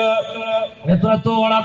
ഹത്താ യഖൂല റസൂലു വല്ലദീന ആമനൂ മഅഹു മതാ നസ്റുല്ലാഹ്, അല്ലാഹുവിന്റെ പ്രവാചകന്മാർ, ആ പ്രവാചകന്മാരിൽ വിശ്വസിച്ച വിശ്വാസികളും അവരതാ വിറപ്പിക്കപ്പെടുകയാണ്. അവര് ചോദിച്ചു പോവുകയാണ്, മതാ നസ്റുല്ലാഹ്, എപ്പോഴാണ് അല്ലാഹുവേ നിന്റെ സഹായം എന്ന് ചോദിച്ചു പോകും വരെ അവരെല്ലാവരും വിറപ്പിക്കപ്പെട്ടിട്ടുണ്ട് എന്ന് വിശുദ്ധ ഖുർആനിൽ അല്ലാഹു സുബ്ഹാനഹു വ തആല ഓതിത്തരികയാണ്. ഇങ്ങനെ ലോകത്തെ ഏറ്റവും കൂടുതൽ പരീക്ഷണങ്ങൾ ഏറ്റുവാങ്ങിയവരാരാണ്? അല്ലാഹുവിന്റെ പ്രവാചകന്മാരാണ്. അല്ലാഹു സുബ്ഹാനഹു വ തആല മനുഷ്യരിൽ നിന്ന് തെരഞ്ഞെടുത്ത ഏറ്റവും ശ്രേഷ്ഠന്മാരായ അമ്പിയാക്കളായ ആളുകൾ അവർ പരീക്ഷിക്കപ്പെട്ടതുപോലെ ലോകത്ത് വേറൊരു ജനതയും പരീക്ഷിക്കപ്പെട്ടിട്ടില്ല. ഇന്നത്തെ ഫലസ്തീനിന്റെ അവസ്ഥ നമുക്കറിയാം. 1-2 വർഷമല്ല, 10-25 വർഷമായി പിറന്ന നാട്ടിൽ സ്വസ്ഥതയില്ലാതെ, സമാധാനമില്ലാതെ, ദുരിതമേറിയ നരകതുല്യമായ ജീവിതം അനുഭവിക്കുന്ന ഫലസ്തീനിലെ നമ്മുടെ സഹോദരങ്ങളെ മുൻഗാമികളിലേക്ക് നമ്മൾ തിരിഞ്ഞു നോക്കിയാൽ ലോകത്ത് അമ്പിയാക്കൾ പരീക്ഷിക്കപ്പെട്ടതുപോലെ വേറെ ആരും തന്നെ പരീക്ഷിക്കപ്പെട്ടിട്ടില്ല. അത് കഴിഞ്ഞാൽ അല്ലാഹു സുബ്ഹാനഹു വ തആല പിന്നെ ഏറ്റവും കൂടുതൽ പരീക്ഷിക്കുന്നത് ആരെയാണ്? മുഅ്മിനീങ്ങളെയാണ്, വിശ്വാസികളായ ആളുകളെയാണ്. നമ്മുടെയൊക്കെ ഈമാൻ അല്ലാഹു പരീക്ഷിക്കും. പലതരത്തിലുള്ള പ്രയാസങ്ങളും പ്രതിസന്ധികളൊക്കെ നമുക്ക് നേരിടേണ്ടി വരും അല്ലാഹുവിന്റെ ദീനിന്റെ പേരിൽ. മുസ്ലിമായതിന്റെ പേരിൽ വെറുതെ അങ്ങ് സ്വർഗ്ഗത്തിൽ പോകാം എന്ന് നമ്മൾ വിചാരിച്ചുവോ? നോക്ക് നിങ്ങൾ, വിശുദ്ധ ഖുർആനിലെ നമുക്കൊക്കെ സുപരിചിതമായ ഖുർആനിന്റെ ചെറിയ അധ്യായമായ സൂറത്തുൽ ബുറൂജ്, ഖുർആനിന്റെ 85-ാം അധ്യായം, വസ്സമാഇ ദാത്തിൽ ബുറൂജ് വൽയൗമിൽ മൗഊദ് വശാഹിദിൻ വമശ്ഹൂദ് ഖുതില അസ്ഹാബുൽ ഉഖ്ദൂദ് അന്നാരി ദാത്തിൽ വഖൂദ് ഇദ്ഹും അലൈഹാ ഖുഊദ് വഹും അലാ മാ യഫ്അലൂന ബിൽ മുഅ്മിനീന ശുഹൂദ് വമാ നഖമൂ മിൻഹും ഇല്ലാ അൻ യുഅ്മിനൂ ബില്ലാഹിൽ അസീസിൽ ഹമീദ്. വിശുദ്ധ ഖുർആൻ ഒരു ചരിത്രം പറയുന്നുണ്ട്, ഒരു പറ്റം വിശ്വാസികളായ ആളുകളുടെ ചരിത്രം പറയുന്നുണ്ട്. ആ കിടങ്ങിന്റെ ആൾക്കാർ നശിക്കട്ടെ, അവർ നാശമടയട്ടെ. ആരാണ് കിടങ്ങിന്റെ ആളുകൾ എന്നറിയുമോ? ഒരു പറ്റം വിശ്വാസികളായ ആളുകളെ പിടിച്ചു കൊണ്ടുവന്ന് കെട്ടിയിട്ട് വലിയൊരു തീക്കുണ്ടാരം ഒരുക്കി ആ തീക്കുണ്ടാരത്തിലേക്ക് വിശ്വാസികളായ ആളുകളെ അങ്ങ് വലിച്ചെറിയുകയാണ്. ആ വിശ്വാസികളായ ആളുകൾ ആ തീക്കുണ്ടാരത്തിൽ വെന്തുരുകുമ്പോ അവരിങ്ങനെ ആ തീജ്വാലകൾ അവരുടെ ശരീരത്തെ ഇങ്ങനെ കാർന്നു തിന്നുമ്പോ ആ കിടങ്ങിന് ചുറ്റുമിരുന്നു കൊണ്ട് സന്തോഷിച്ച, ആനന്ദിച്ച, ആഹ്ലാദിച്ച, തുള്ളിച്ചാടിയ ഇസ്ലാമിന്റെ ശത്രുക്കളായ ആളുകളില്ലേ, അവർക്ക് അവരെ പറ്റിയൊരു കുറ്റവും പറയാനില്ല. ഈ വിശ്വാസികളായ ആളുകളെ പറ്റി അവർക്കൊരു ആക്ഷേപവും പറയാനില്ല. എന്തല്ലാതെ ഇല്ലാ അയ്യുമിനൂ ബില്ലാഹിൽ അസീസിൽ ഹമീദ്. ഹമീദ്, അസീസും ഹമീദുമായ അല്ലാഹുവിൽ വിശ്വസിച്ചു എന്ന ഒറ്റ കാരണത്താൽ ഇത്രയേറെ പരീക്ഷണങ്ങൾ ലോകത്ത് ഇസ്ലാമിക സമൂഹത്തിന്, മുസ്ലിം സമൂഹത്തിന് അമ്പിയാക്കൾക്കടക്കം ഏറ്റുവാങ്ങേണ്ടി വന്നിട്ടുണ്ട്. നമ്മളും പരീക്ഷിക്കപ്പെടും. വെറുതെ എന്നും അല്ലാഹു സുബ്ഹാനഹു വ തആല ഒരാൾക്കും സ്വർഗം തരുന്നതല്ല. അള്ളാഹുവിന്റെ ദീനിനു വേണ്ടി ത്യാഗം ചെയ്യാതെ ഒരു പ്രയാസവും അനുഭവിക്കാതെ വെറുതെ അങ്ങ് സ്വർഗത്തിലേക്ക് കടന്നു പോകാമെന്ന് നിങ്ങൾ കരുതിയോ? ഏത് പ്രതിസന്ധിയിലും നമ്മൾ തളരാൻ പാടില്ല. കാരണം എന്താ? നമുക്ക് നമ്മുടെ റബ്ബുണ്ട്.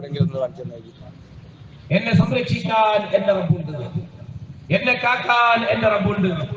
ദുനിയാവിൽ ഞാൻ അനുഭവിക്കുന്ന പരീക്ഷണങ്ങൾ എത്രയാണോ അതിനനുസരിച്ച് നാളെ പരലോകത്ത് എന്നെ കാത്തിരിക്കുന്ന അതിമഹത്തായ പ്രതിഫലമുണ്ട് എന്ന് തിരിച്ചറിവ് നമുക്ക് വേണം. അതോടൊപ്പം തന്നെ സഹോദരങ്ങളെ, നമ്മൾ തളരാൻ പാടില്ല. അള്ളാഹുവിനോടുള്ള പ്രാർത്ഥന നമ്മൾ ഉപേക്ഷിക്കാൻ പാടില്ല. പല ആളുകളും പറയാറില്ലേ, അള്ളാഹുവിനോട് പ്രാർത്ഥിക്കുന്നതിനേക്കാൾ വളരെ വേഗത്തിൽ ഉത്തരം കിട്ടുന്നത് അള്ളാഹു അല്ലാത്തവരോട് ദുആ ചെയ്യലാണ്. മരിച്ച് മൺമറഞ്ഞു പോയ മഹാത്മാക്കളുടെ ഖബറിൽ പോയി സങ്കടം പറഞ്ഞാൽ വളരെ വേഗത്തിൽ ഉത്തരം തരാൻ അവർക്ക് കഴിയുമെന്നാണ് ഈ സമൂഹത്തിൽ പല പണ്ഡിതന്മാരും ജനങ്ങളെ തെറ്റിദ്ധരിപ്പിക്കുന്നത്. ഇവിടെയാണ് വിശുദ്ധ ഖുർആനിന്റെ ചരിത്രത്തിലൂടെ സഹോദരങ്ങളെ ഞാൻ നിങ്ങളും കണ്ണോടിക്കേണ്ടത്. ഇതാ വിശുദ്ധ ഖുർആൻ ഒരു പ്രവാചകനെ നമുക്ക് ഓതിത്തരികയാണ്. വിശുദ്ധ ഖുർആനിൽ അമ്പിയാക്കൾ, പ്രവാചകന്മാർ എന്ന പേരിൽ ഒരു അധ്യായം തന്നെ നമുക്ക് കാണാൻ സാധിക്കുന്നതാണ്. ഖുർആനിന്റെ 21-ാം അധ്യായമാണ്.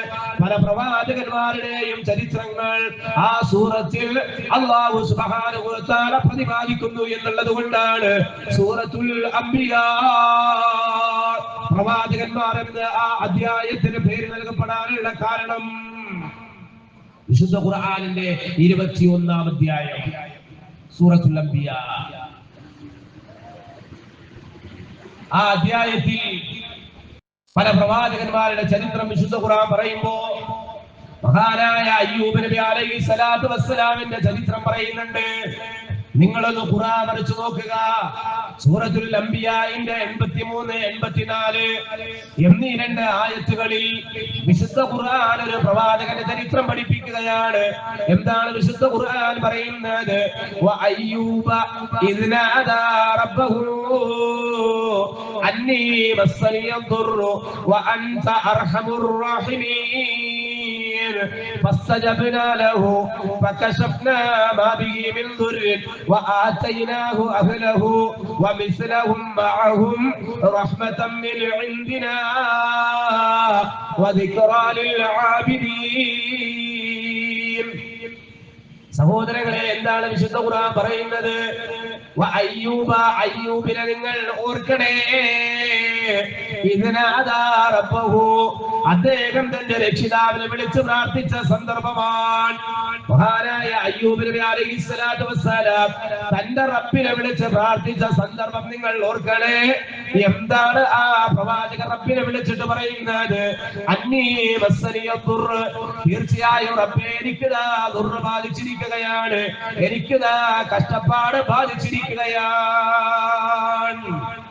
ഒരു പ്രവാചകൻ തന്റെ റബ്ബിനെ വിളിച്ച് സങ്കടം പറയാ, റബ്ബേ എനിക്കിതാ ദുർർ ബാധിച്ചിരിക്കുന്നു.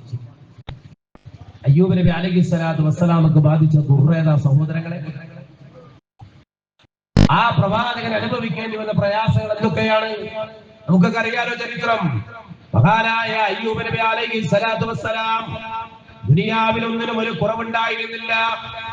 ആണും പെണ്ണുമായി ധാരാളം മക്കളുള്ള ഒരു പ്രവാചകനാണ്.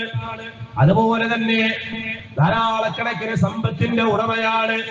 താഴ്വരകളെ കണക്കെയാണ് മാറൊട്ടകങ്ങൾ ആ പ്രവാചകൻ ഉണ്ടായിരുന്നു. തന്റെ കീഴിൽ പണിയെടുക്കാൻ ആയിരക്കണക്കിന് കൂലിക്കാരുണ്ടായിരുന്നു, തൊഴിലാളികൾ ഉണ്ടായിരുന്നു. ഇങ്ങനെ സമ്പത്തും സന്താനങ്ങളും കൊണ്ട് അല്ലാഹു സുബ്ഹാനഹു വ തആല പ്രത്യേകമായി അനുഗ്രഹിച്ച ഒരു പ്രവാചകനാണ്.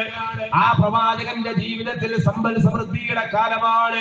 ഒന്നിനും ഒരു കുറവില്ല, യാതൊരുവിധ പ്രയാസങ്ങളില്ല.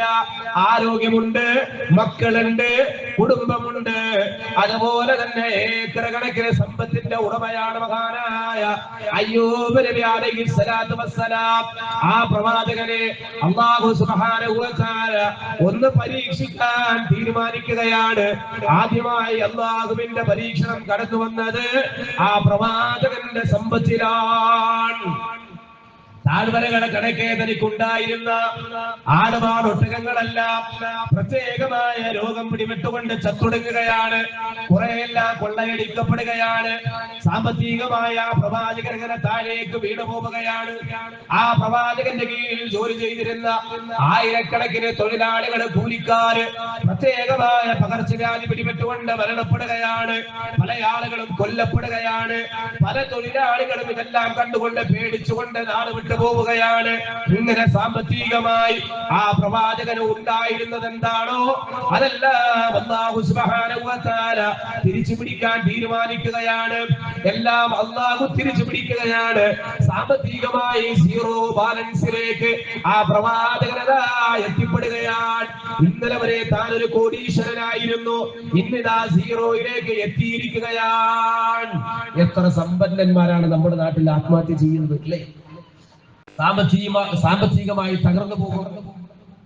ഇന്നലെ വരെ ജീവിച്ചു വന്ന ആ ജീവിത രീതിയിൽ നിന്ന് സാമ്പത്തികമായി ഒന്ന് താഴോട്ട് പോകുമ്പോ ടെൻഷൻ അടിക്കുന്ന, മാനസിക വിഭ്രാന്തി കാണിക്കുന്ന, സമനില തെറ്റുന്ന, എനിക്കൊരു ജീവിതം വേണ്ട, ഞാനിതാ ജീവിതം അവസാനിപ്പിക്കുന്നു എന്നൊരു കുറിപ്പ് എഴുതി വെച്ചുകൊണ്ട് തന്റെ ജീവിതം അവസാനിപ്പിക്കുന്ന ആളുകൾ, അതിനു മുമ്പ് വിശുദ്ധ ഖുർആൻ 21-ാം അധ്യായം 83, 84 രണ്ട് ആയത്തുകൾ ഒന്ന് പരിശോധിച്ച് മഹാനായ അയ്യൂബ് നബി അലൈഹിസ്സലാത്തു വസ്സലാമിന്റെ ചരിത്രം ഒന്ന് മനസ്സിലാക്കിയിരുന്നെങ്കിൽ ഇവിടെയാണ് പറയുന്നത് പ്രതീക്ഷയ്ക്ക് വകയുണ്ട്. അല്ലാഹു പറയുകയാണ്, ആ അയ്യൂബിനെ നിങ്ങൾ ഓർക്കണേ. അദ്ദേഹം തന്നെ റബ്ബിനെ വിളിച്ചു പറയുകയാണ്, റബ്ബേ നീ എന്നെ കഷ്ടപ്പെടുത്തിയല്ലോ എന്നല്ല, എന്റെ സമ്പത്തെല്ലാം നശിച്ചു പോയല്ലോ എന്നല്ല, നേരെ മറിച്ച് അന്നീ മസ്സനിയ ദുർർ, നാദാ തീർച്ചയായും എനിക്ക് ദുർർ ബാധിച്ചിരിക്കുകയാണ്, കഷ്ടപ്പാട് ബാധിച്ചിരിക്കുകയാണ്.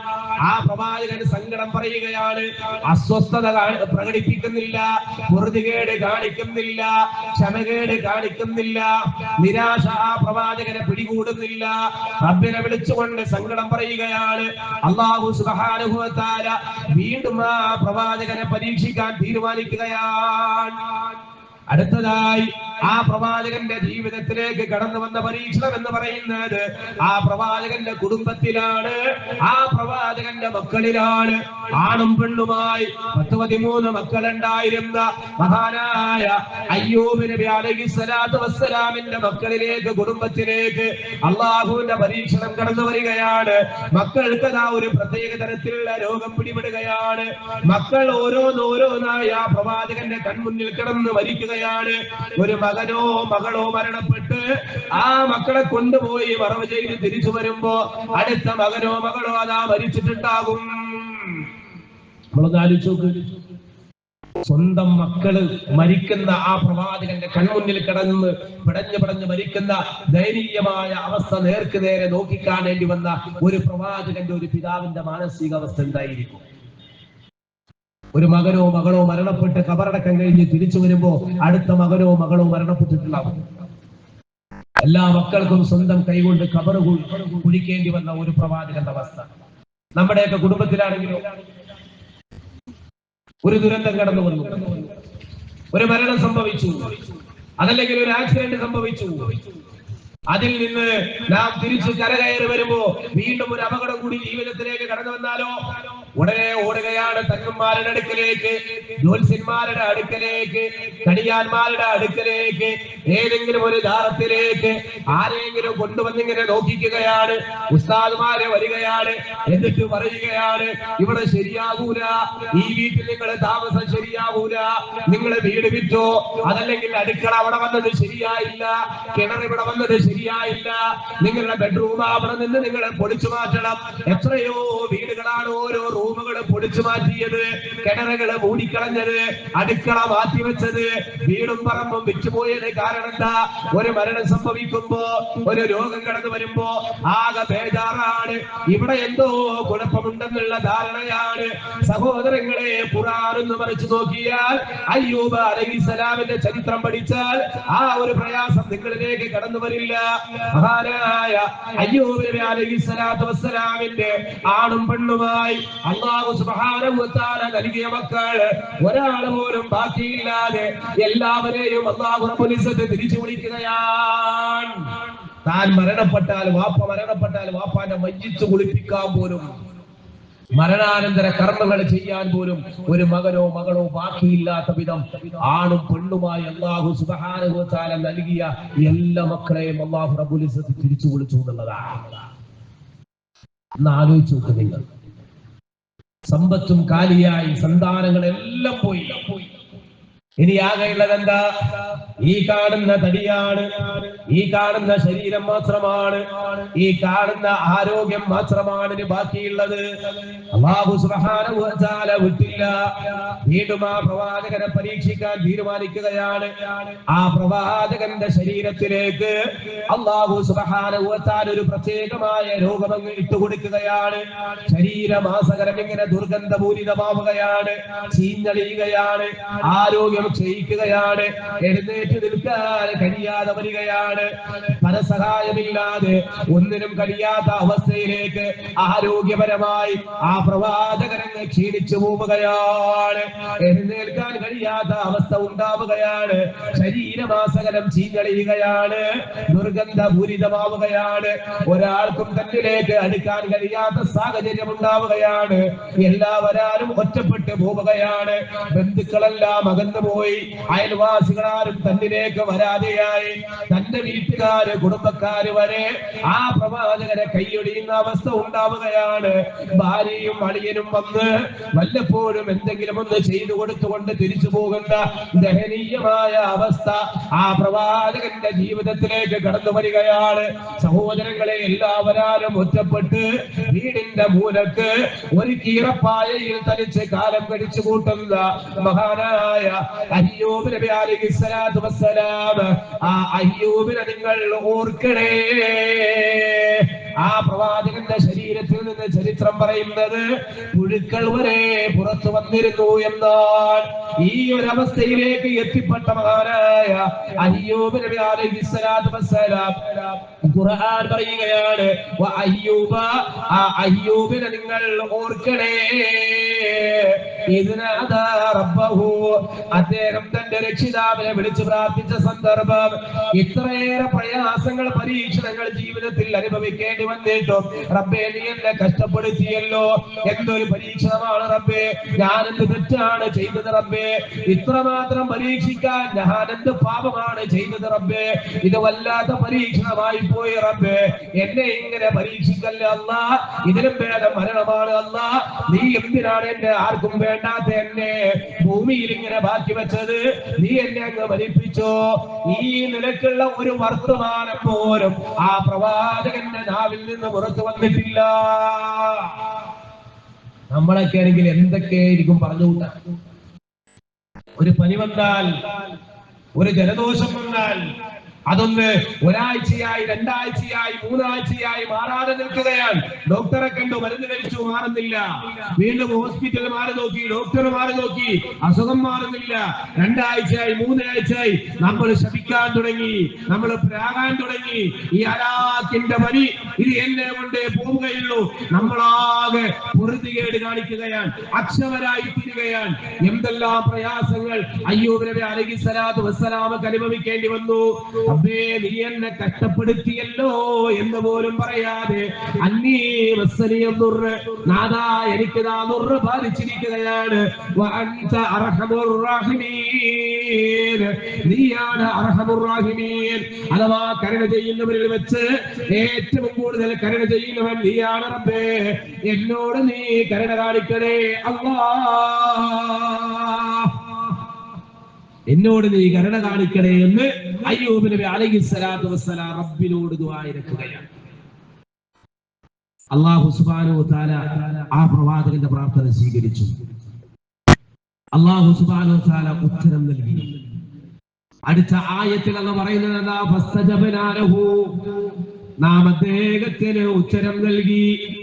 ഫകശഫ്നാ മാ ബിഹി മിൻ ദുർരിൻ, അദ്ദേഹത്തെ ബാധിച്ച ദുർറുണ്ടല്ലോ, പ്രയാസമുണ്ടല്ലോ, അല്ലാഹു സുബ്ഹാനഹു വ തആല അദ്ദേഹത്തിൽ നിന്ന് നീക്കിക്കളയുകയാണ്, മാറ്റിക്കൊടുക്കുകയാണ്.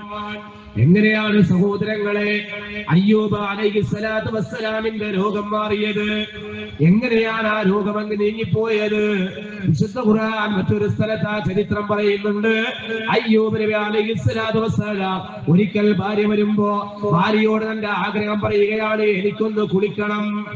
അങ്ങനെ ഭാര്യയും അളിയനും കൂടി അയ്യൂബ് നബി അലൈഹിസ്സലാത്തു വസ്സലാമയെ കുളിപ്പുരയിൽ അഥവാ കുളിമുറിയിൽ കൊണ്ടുപോയി ഇരുത്തുകയാണ്. കുളിക്കാനുള്ള വെള്ളം കൊണ്ടുപോയി വെക്കുകയാണ്. അയ്യൂബ് നബി അലൈഹിസ്സലാത്തു വസ്സലാം കുളിക്കാനായി തന്റെ ശരീരത്തിൽ നിന്ന് വസ്ത്രമങ്ങ് അടിച്ചു മാറ്റുമ്പോ തന്റെ ശരീരം കാണുമ്പോ അയ്യൂബ് നബി അലൈഹിസ്സലാത്തു വസ്സലാം കരഞ്ഞു പോവുകയാണ്. താൻ അനുഭവിക്കുന്ന ശാരീരികമായ വേദനയേക്കാൾ വലുതാണല്ലോ മാനസികമായ വേദനകൾ. സഹോദരങ്ങളെ, നമ്മുടെ കൈക്കോ കാലിലോ ഒരു അപകടം പറ്റിയാൽ അതുമൂലം ഉണ്ടാകുന്ന വേദനയേക്കാൾ എത്രയോ വലുതായിരിക്കുന്നറിയോ ആ ഭാഗം നമ്മൾ കാണുമ്പോൾ ഉണ്ടാകുന്ന മാനസികമായ പ്രയാസം. തന്റെ ശരീരത്തിന്റെ അവസ്ഥ കണ്ട് ശരീരത്തിൽ നിന്ന് പുഴുവരിക്കുകയാണ്. അയ്യൂബ് നബി അലൈഹിസ്സലാത്തു വസ്സലാം ആ കുളിമുറിയിൽ ഇരുന്നിട്ട് അല്ലാഹുവിനെ വിളിക്കുകയാണ്. അല്ലാഹു സുബ്ഹാനഹു വ തആലയെ വിളിച്ചു. ആ കുളിമുറിയിൽ ഇരുന്ന് അയ്യൂബ് അലൈഹിസ്സലാത്തു വസ്സലാം പ്രാർത്ഥിക്കുകയാണ്. അല്ലാഹു സുബ്ഹാനഹു വ തആല പ്രവാചകന് ഉത്തരം കൊടുക്കുകയാണ്, മറുപടി കൊടുക്കുകയാണ്. അയ്യൂബേ, ഉറുക്കൊന്ന് പിരിച്ചിരിക്ക, നീ നിന്റെ കാലിട്ടടിക്കുക. അയ്യൂബ് അലൈഹിസ്സലാത്തു വസ്സലാം ആ കുളിമുറിയിൽ നിന്ന് തന്റെ കാലിട്ടടിക്കുമ്പോ രണ്ട് തരത്തിലുള്ള ഉറവുകൾ അവിടെ നിന്ന് പുറത്തേക്ക് വരികയാണ്. ഒന്ന് കുടിക്കാനുള്ളതാണ്, മറ്റൊന്ന് കുളിക്കാനുള്ളതാണ്. അയ്യൂബ് അലൈഹിസ്സലാത്തു വസ്സലാം അതിൽ നിന്ന് കുടിക്കുന്നു, മറ്റൊരു ഉറവിൽ നിന്ന് കുളിക്കുന്നു. ആ പ്രവാചകനെ ബാധിച്ച എല്ലാ രോഗങ്ങളും ശരീരത്തിൽ നിന്ന് നീങ്ങി പോവുകയാണ്. കുളി കഴിഞ്ഞ് ആരോഗ്യവാനായി, പൂർണ്ണ ആരോഗ്യവാനായി, സുന്ദരനായി അയ്യൂബ് നബി അലൈഹിസ്സലാത്തു വസ്സലാം കുളിമുറിയിൽ നിന്ന് പുറത്തേക്ക് വരികയാണ്. അല്ലാഹുവിന്റെ ഇടപെടൽ ഉണ്ടാവുകയാണ്. ആ പ്രവാചകനെ ബാധിച്ച പ്രയാസങ്ങളെല്ലാം നീങ്ങി പോവുകയാണ്. ആരോഗ്യം തിരിച്ചു കിട്ടുകയാണ്. വീണ്ടും മക്കൾ ഉണ്ടാവുകയാണ്. വീണ്ടും ധാരാളം സമ്പത്ത് അല്ലാഹു കൊടുക്കുകയാണ്. എങ്ങനെ എന്ന് ചോദിച്ചാൽ ആ പ്രവാചകന്റെ തലയ്ക്ക് മീതെ അതാ കിളികൾ ഇങ്ങനെ വട്ടമിട്ട് മറക്കുകയാണ്. എന്നിട്ട് ആ വട്ടമിട്ട് മറക്കുന്ന കിളികൾ അതാ സ്വർണ്ണക്കെട്ടികളായി ആ പ്രവാചകന്റെ മുന്നിൽ വന്ന് വീഴുകയാണ്. നഷ്ടപ്പെട്ടതെല്ലാം അല്ലാഹു സുബ്ഹാനഹു വ തആല തിരിച്ചു കൊടുത്തുന്നാണ്. വആതൈനാഹു അഹ്ലഹു വമിസ്ലഹും മഅഹും റഹ്മതൻ മിൻ ഇൻദിനാ വദിക്റാ ലിൽ ആബിദീൻ. എത്ര ഉണ്ടായിരുന്നോ അതിലും കൂടുതൽ കൊടുത്തു. അകന്നു പോയ ബന്ധുക്കളെല്ലാം തിരിച്ചു വന്നു. എന്നിട്ട് അല്ലാഹു പറയാ വദിക്റാ ലിൽ ആബിദീൻ, ഇത് എന്നെ ആരാധിക്കുന്ന ആളുകൾക്ക് ഒരു സ്മരണയാണ്. എനിക്ക് ഇബാദത്ത് ചെയ്യുന്ന ആളുകൾക്ക് ഒരു സ്മരണയാണ് എന്ന് പറഞ്ഞുകൊണ്ടാണ് അല്ലാഹു സുബ്ഹാനഹു വ തആല ആയത്ത് അവസാനിപ്പിക്കുന്നത്. ഇതാണ് സഹോദരങ്ങളെ, നമ്മുടെ റബ്ബ് നമ്മളെ കൈവിടില്ല. നമ്മൾ പ്രാർത്ഥിക്കാൻ തയ്യാറാണോ? തീർച്ചയായും നിങ്ങളുടെ പ്രാർത്ഥന അല്ലാഹു സുബ്ഹാനഹു വ തആല കേൾക്കുന്നവനാണ്, ഉത്തരം തരുന്നവനാണ്. പക്ഷേ നിങ്ങൾ പ്രാർത്ഥിക്കാൻ മടി കാണിച്ചാൽ പ്രവാചകനെ അങ്ങ് ഓതിക്കൊടുക്കണേ. നബിയേ പറയണേ, എന്റെ റബ്ബ് നിങ്ങൾക്ക് എന്ത് പരിഗണന നൽകാനാണ്? നിങ്ങളുടെ ദുആ ഇല്ലെങ്കിൽ. അതുകൊണ്ട് പ്രാർത്ഥിച്ചാൽ അള്ളാഹു പരിഗണിക്കും. നമ്മൾ രോഗം വന്നപ്പോ നമ്മൾ അള്ളാഹുലേക്കല്ല ഓടിയത്, പിന്നെയോ നേരെ പള്ളിയിലെ ഉസ്താദിന്റെ അടുക്കലേക്ക് ഓടിയത്. ഏതെങ്കിലും ജാറത്തിലേക്കാണ് നമ്മൾ പോയത്. അവിടെ ചെന്ന് നമ്മൾ നേർച്ചയാക്കി രോഗം മാറാൻ വേണ്ടി അല്ലേ? കണ്ണുവേദന, കാലുവേദന, കൈവേദന, മുട്ടുവേദന, ഏത് അവയവത്തിനാണോ വേദന ആ അവയവത്തിന്റെ രൂപത്തിൽ അപ്പമുണ്ടാക്കി അപ്പമാണ് ഇവ നേർച്ച നടത്തുന്ന നാട്ടിലാണ് ഞാനും നിങ്ങളും ജീവിക്കുന്നത്. പ്രയാസങ്ങൾ ഉണ്ടാകുമ്പോൾ ജാറകളിലേക്ക് ഓടുകയാണ്. അവിടെ നിന്ന് മന്ത്രി ചൂതിക്കൊണ്ടുവന്ന ഏലസും തകിടുമെല്ലാം കെട്ടിവെക്കുകയാണ്. തന്റെ ഷോപ്പിൽ കൊണ്ടുവന്ന് വെക്കുകയാണ്. പ്രയാസങ്ങൾ ഉണ്ടാകാതിരിക്കാൻ, ദുരന്തങ്ങൾ ഉണ്ടാകാതിരിക്കാൻ, രോഗമുണ്ടാകാതിരിക്കാൻ. എന്റെ രോഗം മാറിപ്പോയത് ഈ നൂല് കെട്ടിയത് കൊണ്ടാണ്, എനിക്കിപ്പോ രോഗം വരാത്തത് ഈ ഏലസന്റെ ശരീരത്തിലുള്ളത് കൊണ്ടാണ് എന്ന് വിചാരിച്ച് നടക്കുന്ന മുസ്ലിം സഹോദര സഹോദരി, നാം തിരിച്ചു വരണം വിശുദ്ധ ഖുർആനിലേക്ക്. പ്രവാചകന്മാരുടെ ചരിത്രത്തിലേക്ക് അല്ലാഹു സുബ്ഹാനഹു തആല പരീക്ഷിക്കും. അതുകൂടി നമ്മൾ തിരിച്ചറിയണം. ഒരാളെയും അല്ലാഹു പരീക്ഷിക്കാതെ വിടില്ല. വിശുദ്ധ ഖുർആനിൽ നോക്ക് നിങ്ങൾ, 2-ാം അധ്യായ സൂറ ബഖറ 155-ാമത്തെ വചനം. എന്താണ് വിശുദ്ധ ഖുർആൻ പറയുന്നത്? വലനബ്ലുവന്നകും ബിശൈഇൻ മിനൽ ഖൗഫി വൽ ജൂഇ വനഖ്സിൻ മിനൽ അംവാലി വൽ അൻഫുസി വസ്സമറാത്തി വബശ്ശിരിസ് സ്വാബിരീൻ الذين إذا أصابتهم مصيبة قالوا إنا لله وإنا إليه راجعون വലനബ്ലുവന്നകും നിശ്ചയമായും നാം നിങ്ങളെ പരീക്ഷിക്കുക തന്നെ ചെയ്യുന്നതാണ്. നിങ്ങളെ പരീക്ഷിക്കുമെന്ന് പറയാതെ അല്ലാഹു സുബ്ഹാനഹു തആല പറഞ്ഞത് നാം നിങ്ങളെ പരീക്ഷിക്കുക തന്നെ ചെയ്യുമെന്ന വിഷയിൻ ഏതാനും ചില കാര്യങ്ങൾ കൊണ്ട് അഞ്ചോളം കാര്യങ്ങൾ ഖുർആനിൽ പറഞ്ഞു. മിനൽ ഖൗഫി ഭയം കൊണ്ട് നാം നിങ്ങളെ പരീക്ഷിക്കും, വൽ ജൂഇ വിശപ്പ് കൊണ്ട് നാം നിങ്ങളെ പരീക്ഷിക്കും, വനഖ്സിൻ മിനൽ അംവാൽ സാമ്പത്തിക മാന്ദ്യം മൂലം നാം നിങ്ങളെ പരീക്ഷിക്കും, വൽ അൻഫുസി നിങ്ങളുടെ ദേഹങ്ങളിൽ ശരീരങ്ങളിൽ രോഗമാകാം മരണമാകാം ആ നിലയ്ക്ക് നാം നിങ്ങളെ പരീക്ഷിക്കും, വസ്സമറാത്ത് നിങ്ങളുടെ ഫലവർഗ്ഗങ്ങളിൽ കായികങ്ങളിൽ നിങ്ങളുടെ ബിസിനസ്സിൽ എല്ലാം അല്ലാഹുവിന്റെ പരീക്ഷണം ഉണ്ടാകും. എന്നിട്ട് ഖുർആൻ പറയുകയാണ് വബശ്ശിരിസ് സ്വാബിരീൻ ആ പരീക്ഷണ ഘട്ടങ്ങളിൽ ക്ഷമ കൈക്കൊള്ളുന്നവരായ ആളുകൾ അവർക്ക് നബിയെ അങ്ങ് സന്തോഷ വാർത്ത അറിയിക്കണേ. അല്ലദീന യാതൊരു കൂട്ടരാണ് ഇദാ അസാബത്തുഹും മുസീബ അവർക്ക് വല്ല മുസീബത്തും ബാധിച്ചാൽ വല്ല പ്രയാസവും ഉണ്ടായാൽ ഖാലു അവര് പറയുന്നതാണ് ഇന്നാ ലില്ലാഹി വ ഇന്നാ ഇലൈഹി റാജിഊൻ. അതായിരിക്കും അവർ പറയാ. നമ്മളെന്താ വിചാരിച്ചത്? ഇന്നാ ലില്ലാഹി വ ഇന്നാ ഇലൈഹി റാജിഊൻ ആരോപിച്ചിട്ടുണ്ട് അല്ലേ? അത് കേട്ടാല് നമ്മളെന്താ പറയാ? ആരോ മരിച്ചിട്ടുണ്ട്. ഇത് മരിക്കുമ്പോ പറയാനുള്ള വാചകമായിട്ടാ പല ആളുകളും മനസ്സിലാക്കി വെച്ചിട്ടുള്ള ഖുർആന്റെ ആയത്ത സൂറ ബഖറ 185, 156 രണ്ട് ആയത്തുകളാണ്.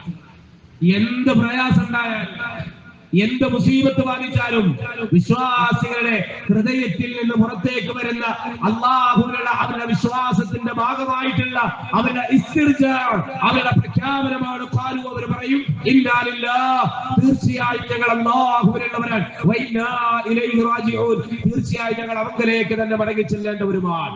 എന്ത് പ്രയാസം ഉണ്ടായാലും എന്റെ ജീവിതത്തിൽ എന്തൊക്കെ ഉണ്ടോ എന്തെല്ലാം എന്റെ റബ്ബ് എന്നിൽ തിരിച്ചു പിടിച്ചാലും റബ്ബേ എല്ലാം നിനക്കുള്ളതാണ്, ഞങ്ങളും അല്ലാഹുവേ നിനക്കുള്ളതാണ്, ഇനി ഞങ്ങൾ നിന്നിലേക്ക് തന്നെ മടങ്ങി വരേണ്ടവരുമാണ്. ഇത് വിശ്വാസികൾ ജീവിതത്തിൽ എന്ത് മുസീബത്ത് ഉണ്ടായാലും അവരുടെ നാവിൽ നിന്ന് പുറത്തു വരുന്ന വാചകമാണ്. ജീവിതത്തിൽ ഇന്ന് വരെ പ്രയാസങ്ങളും ദുരന്തങ്ങളും കടന്നു വന്നപ്പോ ഇന്നാ ലില്ലാഹി വ ഇന്നാ ഇലൈഹി റാജിഊൻ എന്ന് നമ്മുടെ നാവ് കൊണ്ട് നമുക്ക് പറയാൻ കഴിഞ്ഞിട്ടില്ല. കാരണം എന്താ? നമ്മൾ ആ വിഷയം പഠിച്ചിട്ടില്ല. നമ്മളെ പള്ളിയിലെ മൊയിലാരെങ്കിലും വിളിച്ചു പറയുന്നു ആരെങ്കിലും മരിക്കുമ്പോ അപ്പൊ വിചാരിച്ചത് മരിക്കുമ്പോ പറയാനുള്ള സാധനമാണ് അല്ല വിശുദ്ധ ഖുർആനിന്റെ ആയത്താണ്. പ്രയാസങ്ങൾ വിശ്വാസികളെ നമ്മുടെ കൂടപ്പുറപ്പാണ്. അതാണ് പ്രവാചകൻ സ്വല്ലല്ലാഹു അലൈഹി വസല്ലം പറഞ്ഞത് മാ യസാലുൽ ബലാഉ ബിൽ മുഅ്മിനി വൽ മുഅ്മിനതി ഫീ നഫ്സിഹി വ വലദിഹി വ മാലിഹി ഹത്താ യൽഖല്ലാഹു തആല വമാ അലൈഹി ഖതീഅത്തുൻ. മാ യസാലുൽ ബലാഉ പരീക്ഷണം ഉണ്ടാകുമെന്ന് പറയാതെ അല്ലാഹുവിന്റെ പ്രവാചകൻ പറയുകയാണ് പരീക്ഷണങ്ങൾ ഉണ്ടായിക്കൊണ്ടേയിരിക്കും.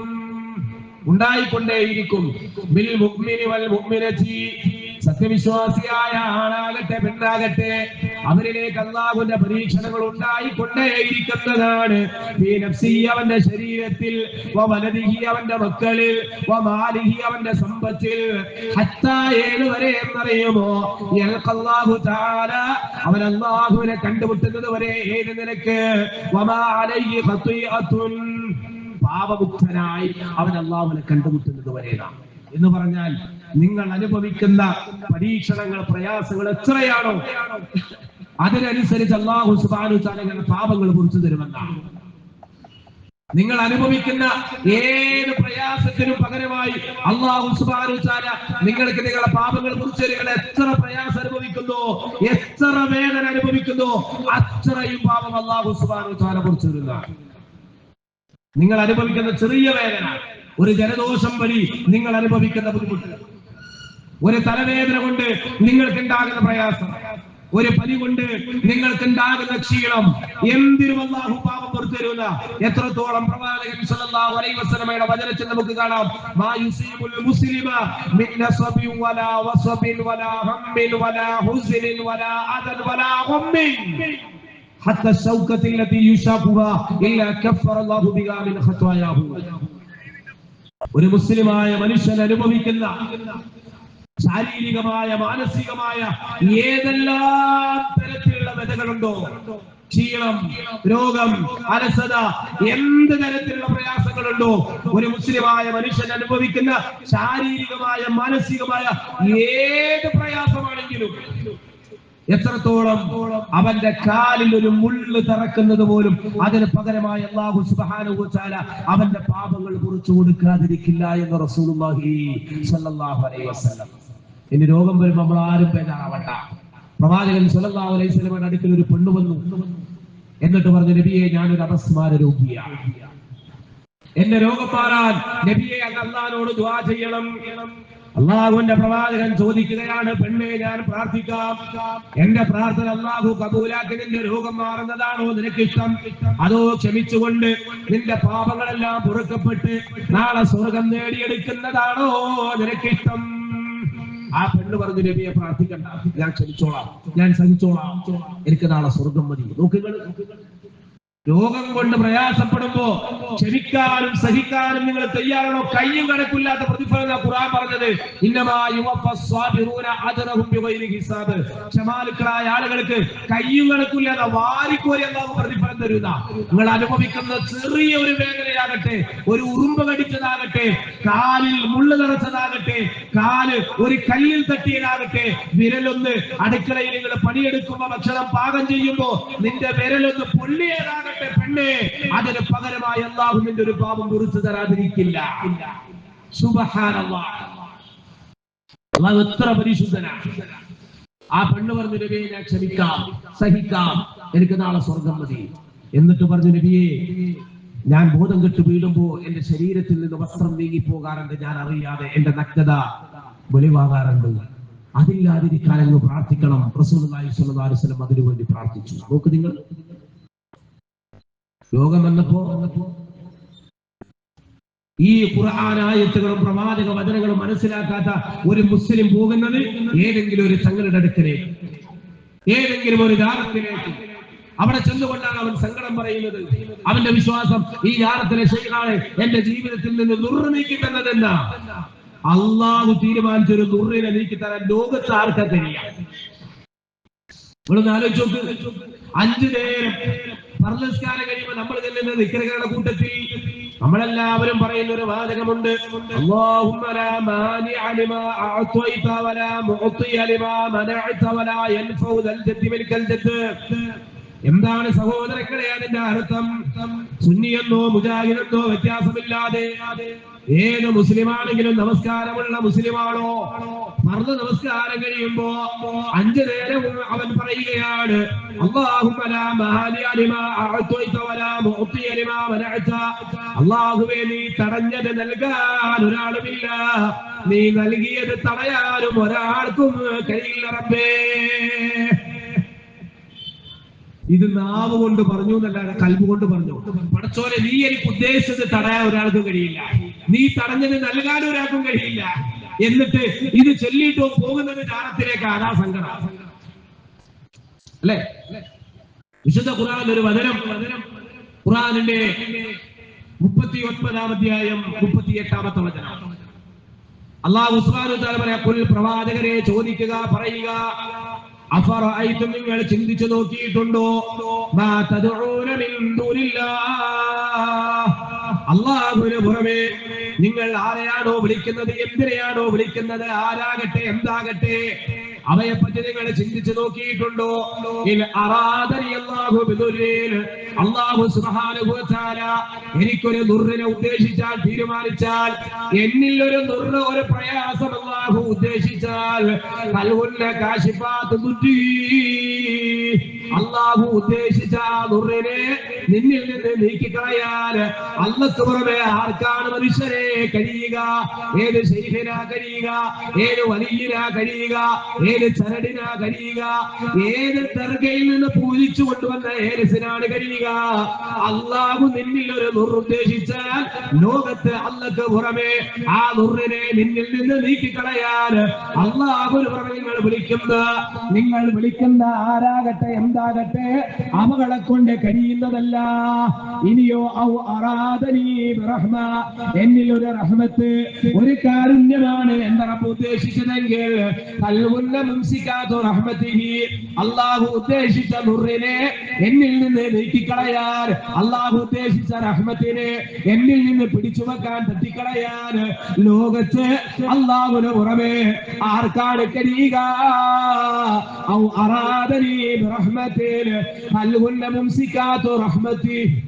എത്ര കൃത്യതയോ!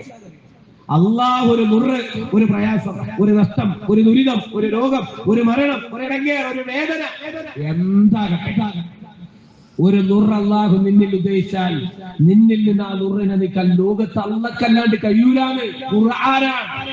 അള്ളാഹു ഒരു റഹ്മത്ത് നിന്നിൽ ഉദ്ദേശിച്ചാൽ ആ റഹ്മത്ത് നിന്നിൽ നിന്ന് പിടിച്ചു വെക്കാൻ, തട്ടിക്കളയാൻ ലോകത്ത് അള്ളക്ക് പുറമെ ഒരു മനുഷ്യന് കഴിയില്ല. എന്നിട്ട് ആയിട്ട് തീർന്നില്ല. എനിക്കല്ല മതി, എനിക്കല്ല മതി. വരമേൽപ്പിക്കുന്നവർ അവന്റെ മേലാണ് വരമേൽപ്പിക്കേണ്ടത്. ഖുർആനിന്റെ 39-ാം അധ്യായത്തിന്റെ 38-ാമത്തെ വചനമാണ് ഇത്. ഓതിയിട്ട് ഈ ആയത്ത് ഓതുന്ന മനുഷ്യ, നിന്റെ വിശ്വാസം എന്താ? എന്റെ രോഗം മാറ്റിയത് ഏലസാണെന്നല്ലേ? അപ്പൊ ഖുർആന് നേരെ എതിരായില്ലേ? നിന്റെ വിശ്വാസം നിന്റെ ഖുർആനുമായി നീ തട്ടിച്ചു നോക്കണം. നിന്റെ വിശ്വാസം ഖുർആനിന്റെ ആയത്തുമായി നീ മാറ്റുരച്ചു നോക്കണം. അതുകൊണ്ട് നമ്മുടെ പ്രാർത്ഥന കേൾക്കാനും ഉത്തരം തരാനും കഴിവുള്ളവൻ അല്ലയാണ്.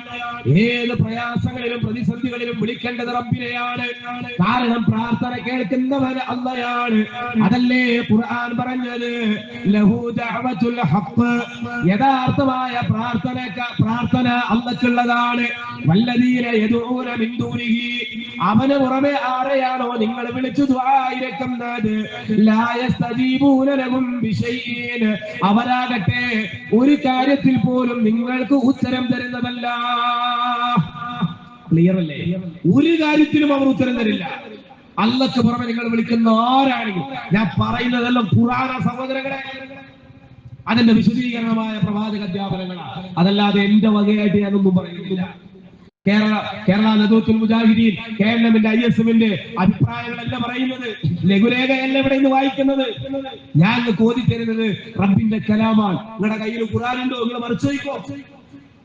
നിങ്ങളുടെ ഫോണിലുണ്ടോ? നിങ്ങൾ ഇപ്പൊ പരിശോധിക്കും.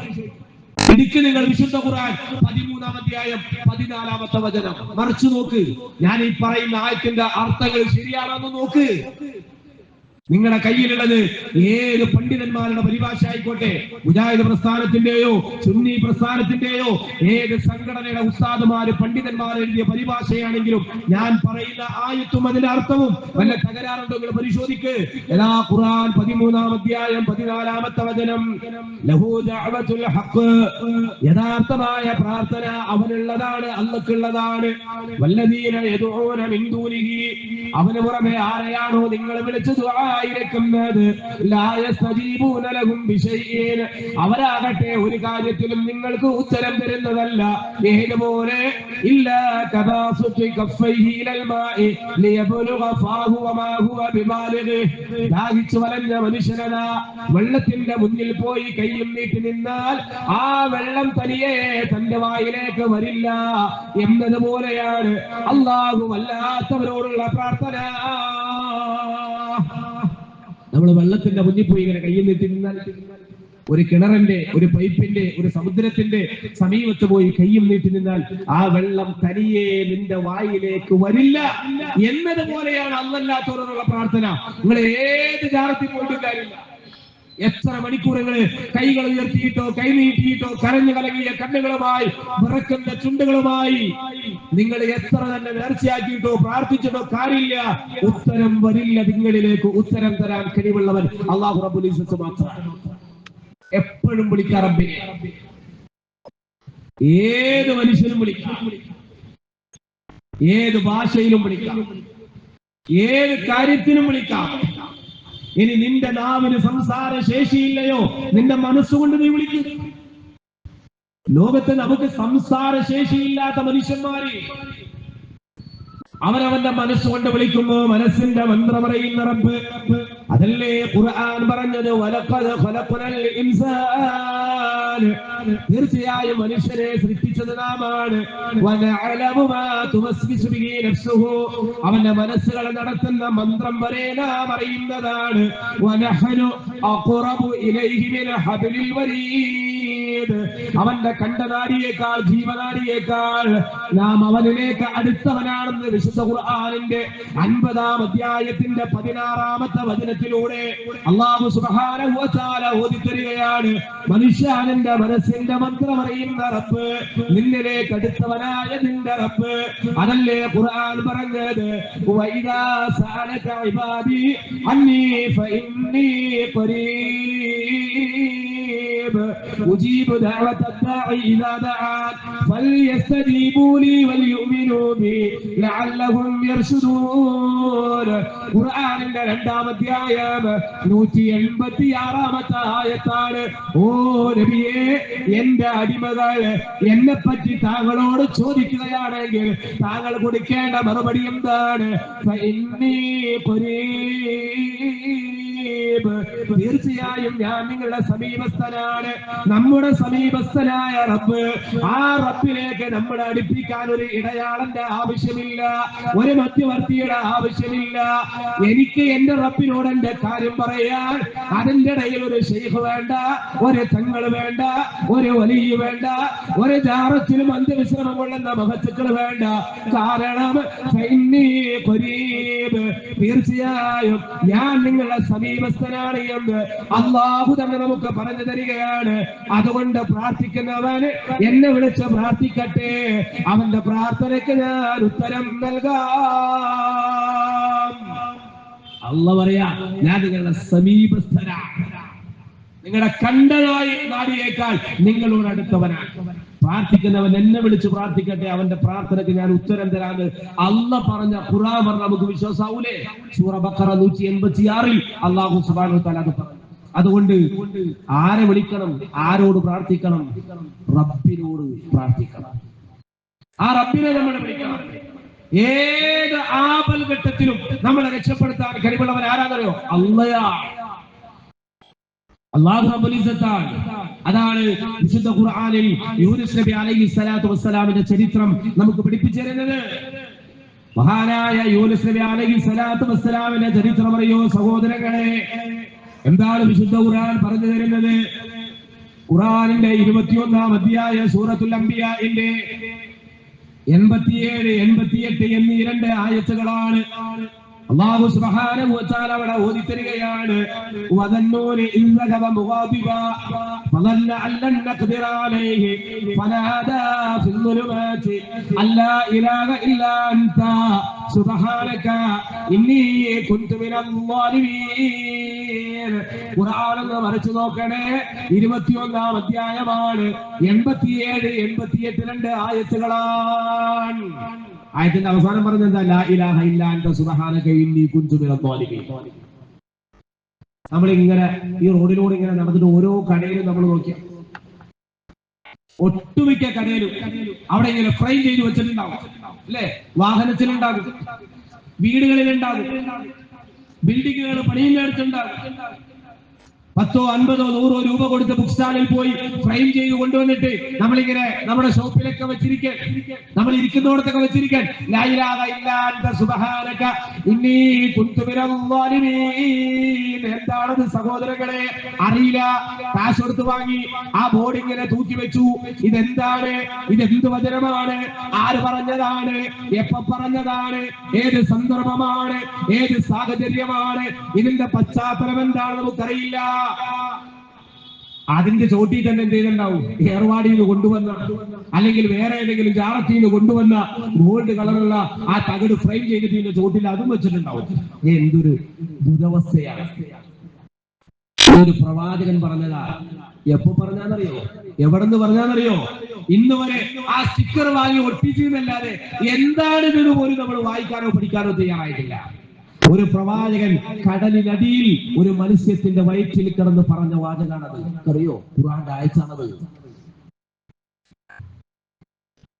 ഇത് വാങ്ങി തന്റെ തലക്ക് മുകളിൽ ഒട്ടിച്ചു വെച്ചവനും അവനും വിളിക്കുന്നത് മുഹദ്ദിസേ, ബദരീകളെ, CM മടവൂരെ എന്നാണ് അവന് വിളിക്കുന്നത്. കാരണം എന്താ? ഈ ആയത്ത് അവൻ പഠിച്ചിട്ടില്ല. അതാണ് ഞാൻ പറഞ്ഞത്. ഖുർആൻ എടുക്ക്, മറിക്ക്. 21-ാം അധ്യായം 87-88 ആയത്തുകൾ. എന്താ ഖുർആൻ പറയുന്നത്? വദന്നൂനി, ദുന്നൂനിനെ നിങ്ങൾ ഓർക്കണം. എന്താണ് ദുന്നൂൻ എന്ന് പറഞ്ഞാൽ? മത്സ്യക്കാരൻ, മത്സ്യത്തിന്റെ ആൾ എന്നൊക്കെയാണ് ആ വാക്കിന്റെ അർത്ഥം. ഒരു പ്രവാചകനെ പറ്റിയാണ് ഖുർആൻ അത് പ്രയോഗിച്ചത്. ഏതാണ് ആ പ്രവാചകൻ? യൂനുസ് നബി അലൈഹിസ്സലാത്തു വസ്സലാം. എന്താണ് ദുന്നൂൻ എന്ന് ആ പ്രവാചകനെ ഖുർആൻ പരിചയപ്പെടുത്തിയത്? ആ പ്രവാചകൻ ഒരു മത്സ്യത്തിന്റെ വയറ്റിൽ പെട്ടുപോയി, അകപ്പെട്ടുപോയി. അതുകൊണ്ടാണ് മത്സ്യക്കാരൻ എന്ന പേരിൽ ആ പ്രവാചകനെ ഖുർആൻ നമുക്ക് പരിചയപ്പെടുത്തി തന്നത്. വദന്നൂനി, ആ ദുന്നൂനിനെ നിങ്ങൾ ഓർക്കണേ.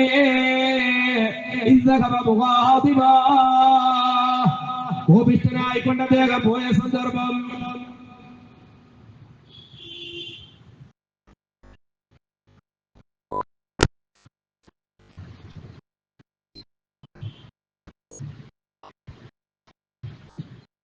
കോപിഷ്ഠനായിക്കൊണ്ട് ദേഷ്യം പിടിച്ചുകൊണ്ട് അദ്ദേഹം പോയ സന്ദർഭം. ഖുർആന്റെ പ്രയോഗം എന്താ ദേഷ്യം പിടിച്ചത്? ആ പ്രവാചകന് അല്ലാഹു സുബ്ഹാനഹു വ തആല ഒരു നാട്ടിലേക്ക്, നീരവ എന്ന് പറയുന്ന പ്രദേശത്തേക്ക് പ്രവാചകനായി നിയോഗിച്ചു. അവിടെ ചെന്ന് അള്ളാഹിനെ കുറിച്ച് പറഞ്ഞു കൊടുത്തു. ജനങ്ങൾ ആരും അംഗീകരിക്കണില്ല. ഒരാൾ പോലും അംഗീകരിക്കല്ല. ഒരാൾ പോലും ആ പ്രവാചകൻ. സ്വാഭാവിക ആ പ്രവാചകന്റെ ദേഷ്യം ഉണ്ടായി. ഒരാൾ പോലും പറയണ. ഇപ്പൊ ഞാനിപ്പോ ഇവിടെ നിന്ന് പറയുമ്പോൾ എത്ര ആൾക്കാർ ഇവിടെ ഇരിക്കുന്നത്, ആ റോഡിൽ, കടയിൽ, അവരൊക്കെ നിന്ന് അവരിങ്ങനെ കേൾക്കുന്നത് എനിക്ക് കാണാം. യൂനുസ് നബി അലൈഹിസ്സലാത്തു വസ്സലാം എന്ന് പറയുമ്പോൾ ഒരു മനുഷ്യനും കേൾക്കാനില്ല. യൂനുസ് നബി അലൈഹിസ്സലാത്തു വസ്സലാമിന് ദേഷ്യം പിടിച്ചു, നാട് വിട്ടുപോയി. പ്രവാചകന്മാർ ഒരു നാട്ടിലേക്ക് അള്ളാഹു പറഞ്ഞു വിട്ടാൽ, ഇപ്പൊ പ്രവാചകന്മാരെ സംബന്ധിച്ചിടത്തോളം അള്ളാന്റെ പെർമിഷൻ ഇല്ലാതെ നാട് വിട്ടു പോകാൻ പാടില്ല. എനിക്കും നിങ്ങൾക്ക് പിന്നെ രാത്രി ഇവിടെ വിടണം തോന്നി നമുക്ക് വിടാം, ഈ നാട് വിട്ടു പോകാം. വേറെ സ്റ്റേറ്റിലോ വേറെ രാജ്യത്തോ ഏത് നാട്ടിലേക്ക് വേണമെങ്കിലും നമുക്ക് പോവാം. പ്രവാചകന്മാർ അങ്ങനെയല്ല. ഒരു നാട്ടിലേക്ക് അല്ല പറഞ്ഞു വിട്ടാൽ അള്ളാന്റെ അനുവാദമില്ലാതെ നാട് വിട്ടു പോകാൻ പാടില്ല. യൂനുസ് നബി അലൈഹിസ്സലാത്തു വസ്സലാം ജനങ്ങളെ ഉപദേശിച്ചു, ജനങ്ങൾ സ്വീകരിക്കണില്ല, ദേഷ്യം പിടിച്ചു, നാട് വിട്ടുപോയി. അതാണ് ഖുർആൻ പറഞ്ഞത്. ദേഷ്യം പിടിച്ചുകൊണ്ട് കോപിഷ്ഠനായിക്കൊണ്ട് അദ്ദേഹം പോയ സന്ദർഭം. പോയപ്പോൾ ആ പ്രവാചകൻ വിചാരിച്ചതെന്താ? തന്റെ മേൽ കൊടുസാക്കുകയില്ല എന്നാണ് അദ്ദേഹം കരുതിയത്. അഥവാ ഒരു പ്രയാസവും ഉണ്ടാവില്ല എന്ന് കരുതിയിട്ടാണ് അദ്ദേഹം നാട് വിട്ടുപോയത്. അല്ലാഹു സുബ്ഹാനഹു വ തആല പ്രവാചകനെ പരീക്ഷിക്കാൻ തീരുമാനിച്ചു. ആ പ്രവാചകൻ ഇങ്ങനെ ഒരു കപ്പലിൽ കയറി. കപ്പൽ ഇങ്ങനെ മുന്നോട്ട് പോവുകയാണ്. ശാന്തസുന്ദരമായ ഇളങ്കാറ്റുകൾ മന്ദമാരുതരേറ്റ് വാങ്ങിക്കൊണ്ട് ചെറിയ ചെറിയ ഓളങ്ങളെ മുറിച്ചു കടന്നുകൊണ്ട് ആ കപ്പൽ ഇങ്ങനെ സമുദ്രത്തിലൂടെ സഞ്ചരിക്കുമ്പോ അതാ ഇളങ്കാറ്റുകൾ കൊടുങ്കാറ്റുകളായി മാറുകയാണ്. ഇളങ്കാറ്റുകൾ കൊടുങ്കാറ്റുകളായി മാറുകയാണ്. ചെറിയ ചെറിയ ഓളങ്ങൾ ആർത്തിരമ്പുന്ന സുനാമി തിരമാലകളായി മാറുകയാണ്. കപ്പലിങ്ങനെ ആടി ഉലയാൻ തുടങ്ങി. കപ്പിത്താൻ വിളിച്ചു പറഞ്ഞു, കപ്പലിന്റെ ഭാരം കുറക്കണം. അതല്ലെങ്കിൽ ചരിത്രത്തിൽ നമുക്ക് കാണാം, അവർക്കിടയിൽ അന്ന് നിലനിന്നിരുന്ന ഒരു അന്ധവിശ്വാസം ഉണ്ടായിരുന്നു. ഏതോ ഒരു കുരുത്തം കെട്ടവൻ ഈ കപ്പലിൽ കയറിയിട്ടുണ്ട്. അതാണ് ഈ പ്രശ്നങ്ങളൊക്കെ ഉണ്ടാവാൻ കാരണം. അങ്ങനെ അവർ നറുക്കിടാൻ തീരുമാനിച്ചു. നറുക്ക് വീണത് യൂനുസ് നബി അലൈഹിസ്സലാത്തു വസ്സലാമക്കായിരുന്നു. അദ്ദേഹം എടുത്തു ചാടിയെന്നും പുറന്തള്ളപ്പെട്ടു എന്നൊക്കെ നമുക്ക് ചരിത്രത്തിൽ കാണാം. ഏതായിരുന്നാലും യൂനുസ് നബി അലൈഹിസ്സലാത്തു വസ്സലാം കപ്പലിൽ നിന്ന് സമുദ്രത്തിലേക്ക് എറിയപ്പെട്ടു. അദ്ദേഹം എവിടെയാണ്? ശരിക്കടിവരായിട്ട് മനസ്സിലാക്കണം മുസ്ലിമെ. ഖുർആന ഞാൻ പറയുന്നത് കെട്ടുകഥയല്ല, മായാവിക്കഥയല്ല. ഇന്നലെ രാത്രി ഉറങ്ങിയപ്പോ ഞാൻ കണ്ട സ്വപ്നമല്ല, KNM പണ്ഡിതന്മാര് എഴുതി വെച്ച വരികളല്ല. ഖുർആന്റെ വചനം. യൂനുസ് നബി അലൈഹിസ്സലാത്തു വസ്സലാം പിന്നെ ഖുർആൻ പറഞ്ഞ എന്താണെന്നറിയോ?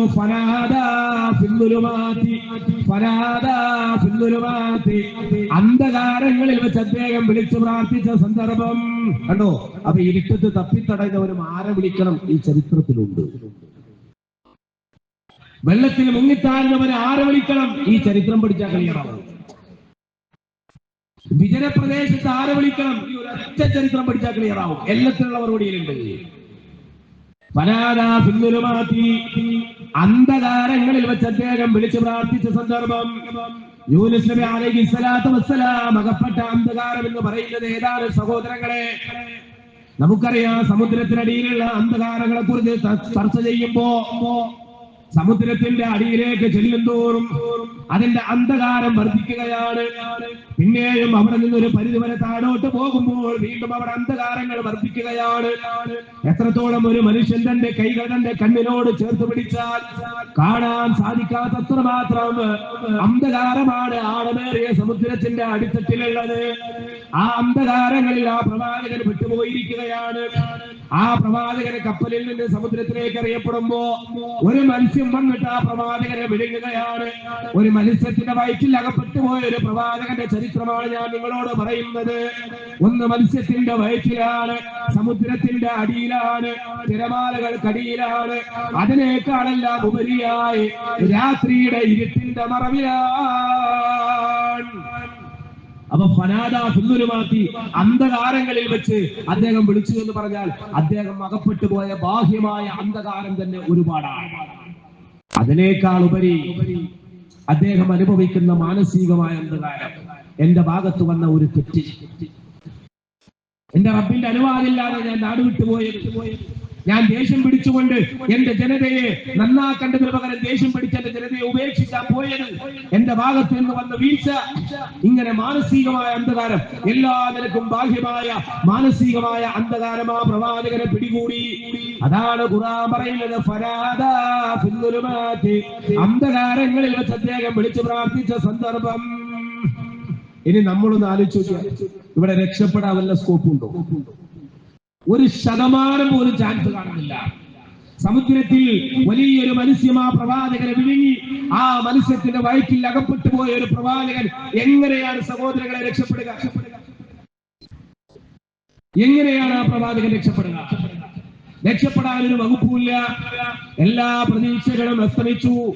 ഭൗതികമായി രക്ഷപ്പെടാനുള്ള യാതൊരുവിധ ചാൻസുമില്ല. ആ സമയത്തും ആ പ്രവാചകൻ പ്രതീക്ഷ കൈവിടുന്നില്ല, നിരാശനാകുന്നില്ല. ആ പ്രവാചകൻ വിളിക്കുകയാണ്. അന്ധകാരങ്ങളിൽ വെച്ച് ആ പ്രവാചകൻ ഇതാ വിളിക്കുകയാണ്, അല്ലാ ഇലാഹ ഇല്ലാ അൻത സുബ്ഹാനക ഇന്നി കുന്തു മിനൽ ളാലിമീൻ. അല്ലാഹ്, നീയല്ലാതെ ഇലാഹില്ല. റബ്ബേ, നീയല്ലാതെ ആരാധനക്കർഹനായി മറ്റാരുമില്ല. സുബ്ഹാനക, ഞാനിതാ നിന്റെ പരിശുദ്ധിയെ വാഴ്ത്തുകയാണ്. ഇന്നി കുന്തു മിനൽ ളാലിമീൻ, തീർച്ചയായും ഞാൻ അക്രമികളിൽ പെട്ടുപോയി റബ്ബേ. ഇതാണ് ഖേദം എന്ന് പറയുന്നത്. സംഭവിച്ചു പോയി, പറ്റിപ്പോയി, നിങ്ങൾക്ക് ഖേദമുണ്ടോ? അല്ലാഹു സുബ്ഹാനഹു തആല തീർച്ചയായും നിങ്ങളുടെ ജീവിതത്തിൽ സംഭവിച്ച ഏത് പാപവും അല്ലാഹു കുറിച്ച് തരും. എത്ര പാപം ചെയ്ത മനുഷ്യനാണെങ്കിലും, ഇന്നലെ വരെ സകല നെറുകേടും ചെയ്ത മനുഷ്യനാണെങ്കിലും, ഇന്നത്തെ ഈ രാത്രി ചെയ്തു പോയ പാപങ്ങളെല്ലാം ഏറ്റുപറഞ്ഞ് നിന്റെ റബ്ബിലേക്ക് മനസ്സറിഞ്ഞ് മടങ്ങാൻ നീ തയ്യാറുണ്ടോ? നിന്റെ മടക്കം സ്വീകരിക്കാൻ അല്ലാഹു തയ്യാറാണ്. അതല്ലേ ഖുർആൻ പറഞ്ഞത്, ഖുൽ നബിയേ പറയണേ, ഓതിക്കൊടുക്കണേ. ആരോടാണ് പറയേണ്ടത്? യാ ഇബാദ്, അല്ലയോ എന്റെ അടിമകളെ. നബിയെ, എന്റെ അടിമകളെ വിളിക്കോ, എന്നിട്ട് ആ അടിമകളോട് പറയൂ, നബിയെ എങ്ങനെയുള്ള അടിമകളാണ്?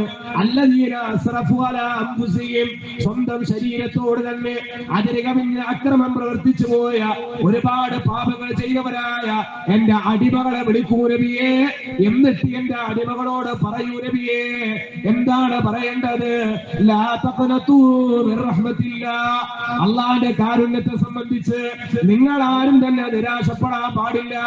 അവനെ കുറിച്ചുള്ള പ്രതീക്ഷകൾ അസ്തമിക്കാൻ പാടില്ല. കാരണം ഇന്നല്ലാഹ, തീർച്ചയായും അല്ലാഹു യഗ്ഫിറു, അവൻ പൊറുക്കുന്നവനാണ്, അൽദുനൂബ, പാപങ്ങളെ, ജമീഅ, മുഴുവനായും. മുഴുവൻ പാപങ്ങളും നിങ്ങൾക്ക് അല്ലാഹു പൊറുച്ചു. ഖുർആൻ 39-ാം അധ്യായം 53-ാമത്തെ വചനം. ചെയ്തു പോയതിനെ കുറിച്ച് ഖേദമുണ്ടാകണം. യൂനുസ് നബി അലൈഹിസ്സലാത്തു വസ്സലാമക്ക് ഖേദമുണ്ടായി. അല്ലാഹുവിനെ മഹത്വപ്പെടുത്തുകയാണ്, ലാ ഇലാഹ ഇല്ലല്ലാഹ് പറയുകയാണ്. അതാണ് ഇന്ന് മുജാഹിദ് പ്രസ്ഥാനം ജനങ്ങളോട് 100 കൊല്ലായിട്ട് പറഞ്ഞുകൊണ്ടിരിക്കുന്നത്. ആളുകൾ ചോദിക്കുന്നത് ലാ ഇലാഹ ഇല്ലല്ലാഹ് പറഞ്ഞിട്ട് മതിയായിട്ടില്ല. ഇല്ല, മതിയായിട്ടില്ല. മരിക്കുന്നത് വരെ ഞങ്ങൾക്ക് ഇതാണ് പറയാനുള്ളത്. കാരണം ഇതിന്റെ മഹത്വം എന്ന് പറയുന്നത് അത്രമാത്രം പ്രാധാന്യമുള്ളതാണ്. അതുകൊണ്ടല്ലേ നബി തങ്ങൾ പറഞ്ഞത് അഫ്ദലു മാ ഖുൽതു അന വന്നബിയ്യൂന മിൻ ഖബ്ലി ഖൗലു ലാ ഇലാഹ ഇല്ലല്ലാഹ്. ഞാൻ എനിക്ക് മുമ്പ് കഴിഞ്ഞു പോയ സകല അമ്പിയാക്കളും നിങ്ങളോട് പറഞ്ഞിട്ടുള്ള ഖൗലുകളിൽ വെച്ച് അഫ്ളലായ ഏറ്റവും ശ്രേഷ്ഠമായ ഖൗൽ ഏതെന്നറിയുമോ? ഖൗലു ലാ ഇലാഹ ഇല്ലല്ലാഹ്. ലാ ഇലാഹ ഇല്ലല്ലാഹ് എന്ന ഖൗലാണ്. അല്ലാഹുവല്ലാതെ ഇലാഹില്ല, അവനല്ലാതെ ആരാധനക്കർഹനായി മറ്റാരും തന്നെയില്ല. അതല്ലേ മൂസാ നബി അലൈഹിസ്സലാത്തു വസ്സലാം അല്ലാഹനെ വിളിച്ചിട്ട് പറയുകയാണ്, യാ റബ്ബി, എന്റെ റബ്ബേ, അല്ലിംനി ശൈആ, എനിക്ക് എന്തെങ്കിലും നീ ഒന്ന് പഠിപ്പിച്ചു തരണേ. അത് ബിഹി, ആ കാര്യങ്ങൾ കൊണ്ട് നിന്നെ ഓർക്കാൻ, നിന്നെ സ്മരിക്കാൻ, നിന്നോട് ദുആ ചെയ്യാൻ പറ്റുന്ന എന്തെങ്കിലും വാചകങ്ങൾ റബ്ബേ എനിക്ക് നീ പഠിപ്പിച്ചു തരണമെന്ന് മൂസാ നബി അലൈഹിസ്സലാത്തു വസ്സലാം റബ്ബിനോട് ചോദിക്കുമ്പോ അല്ലാഹ് പറയുകയാണ്, ഖുൽ യാ മൂസാ ലാ ഇലാഹ ഇല്ലല്ലാഹ്. മൂസാ ലാ ഇലാഹ ഇല്ലല്ലാഹ് എന്ന് പറയുക. ആ സമയത്ത് മൂസാ അലൈഹിസ്സലാം തിരിച്ചു ചോദിക്കുകയാണ്, യാ റബ്ബി കുല്ലു ഇബാദിക യഖൂലൂന ഹാദാ.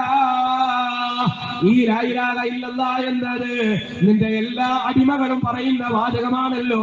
അതുകൊണ്ട് അതല്ലാത്ത മറ്റേതെങ്കിലും വാചകങ്ങൾ റബ്ബേ എനിക്ക് നീ പറഞ്ഞു തരണമെന്ന് മൂസാ അലൈഹിസ്സലാത്തു വസ്സലാം ആവശ്യപ്പെടുമ്പോ അല്ലാഹ് മറുപടി കൊടുക്കുകയാണ്, മൂസാ, നീ എന്താ കരുതിയത്?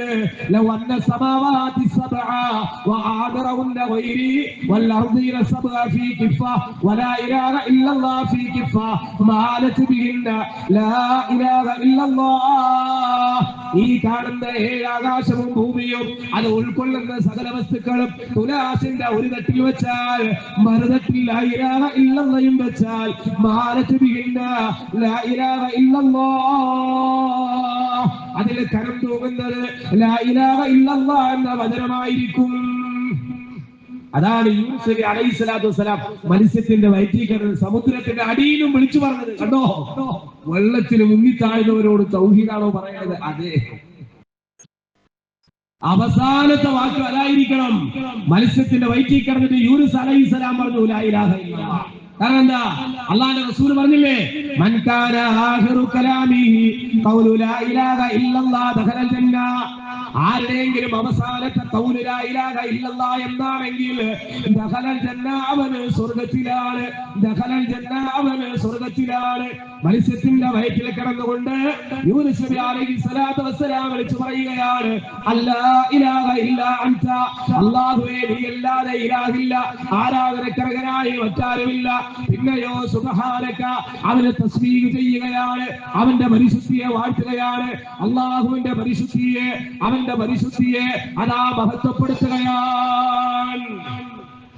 ആ മത്സ്യത്തിന്റെ വയറ്റിൽ കിടന്ന് യൂനുസ് നബി അലൈഹിസ്സലാത്തു വസ്സലാം പറഞ്ഞ ആ സുബ്ഹാനല്ലാഹയുടെ മഹത്വം നിങ്ങൾക്കറിയോ?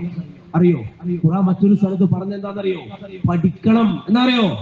വലൗലാ അന്നഹു കാന മിനൽ മുസബ്ബിഹീൻ ലലബിസ ഫീ ബത്നിഹി ഇലാ യൗമി യുബഅസൂൻ.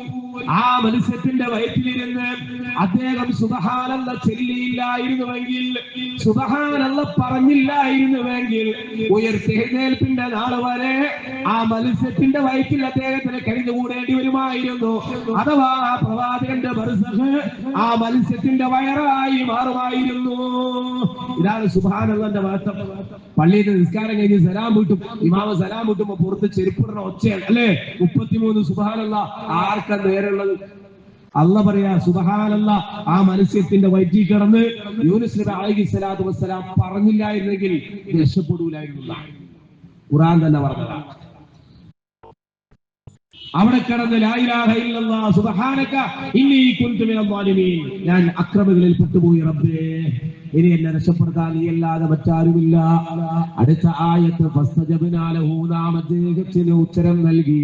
മാത്രമല്ല വനജ്ജയ്നാഹു മിനൽ ഗമ്മി, അദ്ദേഹം അകപ്പെട്ട ആപത്തിൽ നിന്ന് നാം അദ്ദേഹത്തെ രക്ഷപ്പെടുത്തുകയും ചെയ്തു.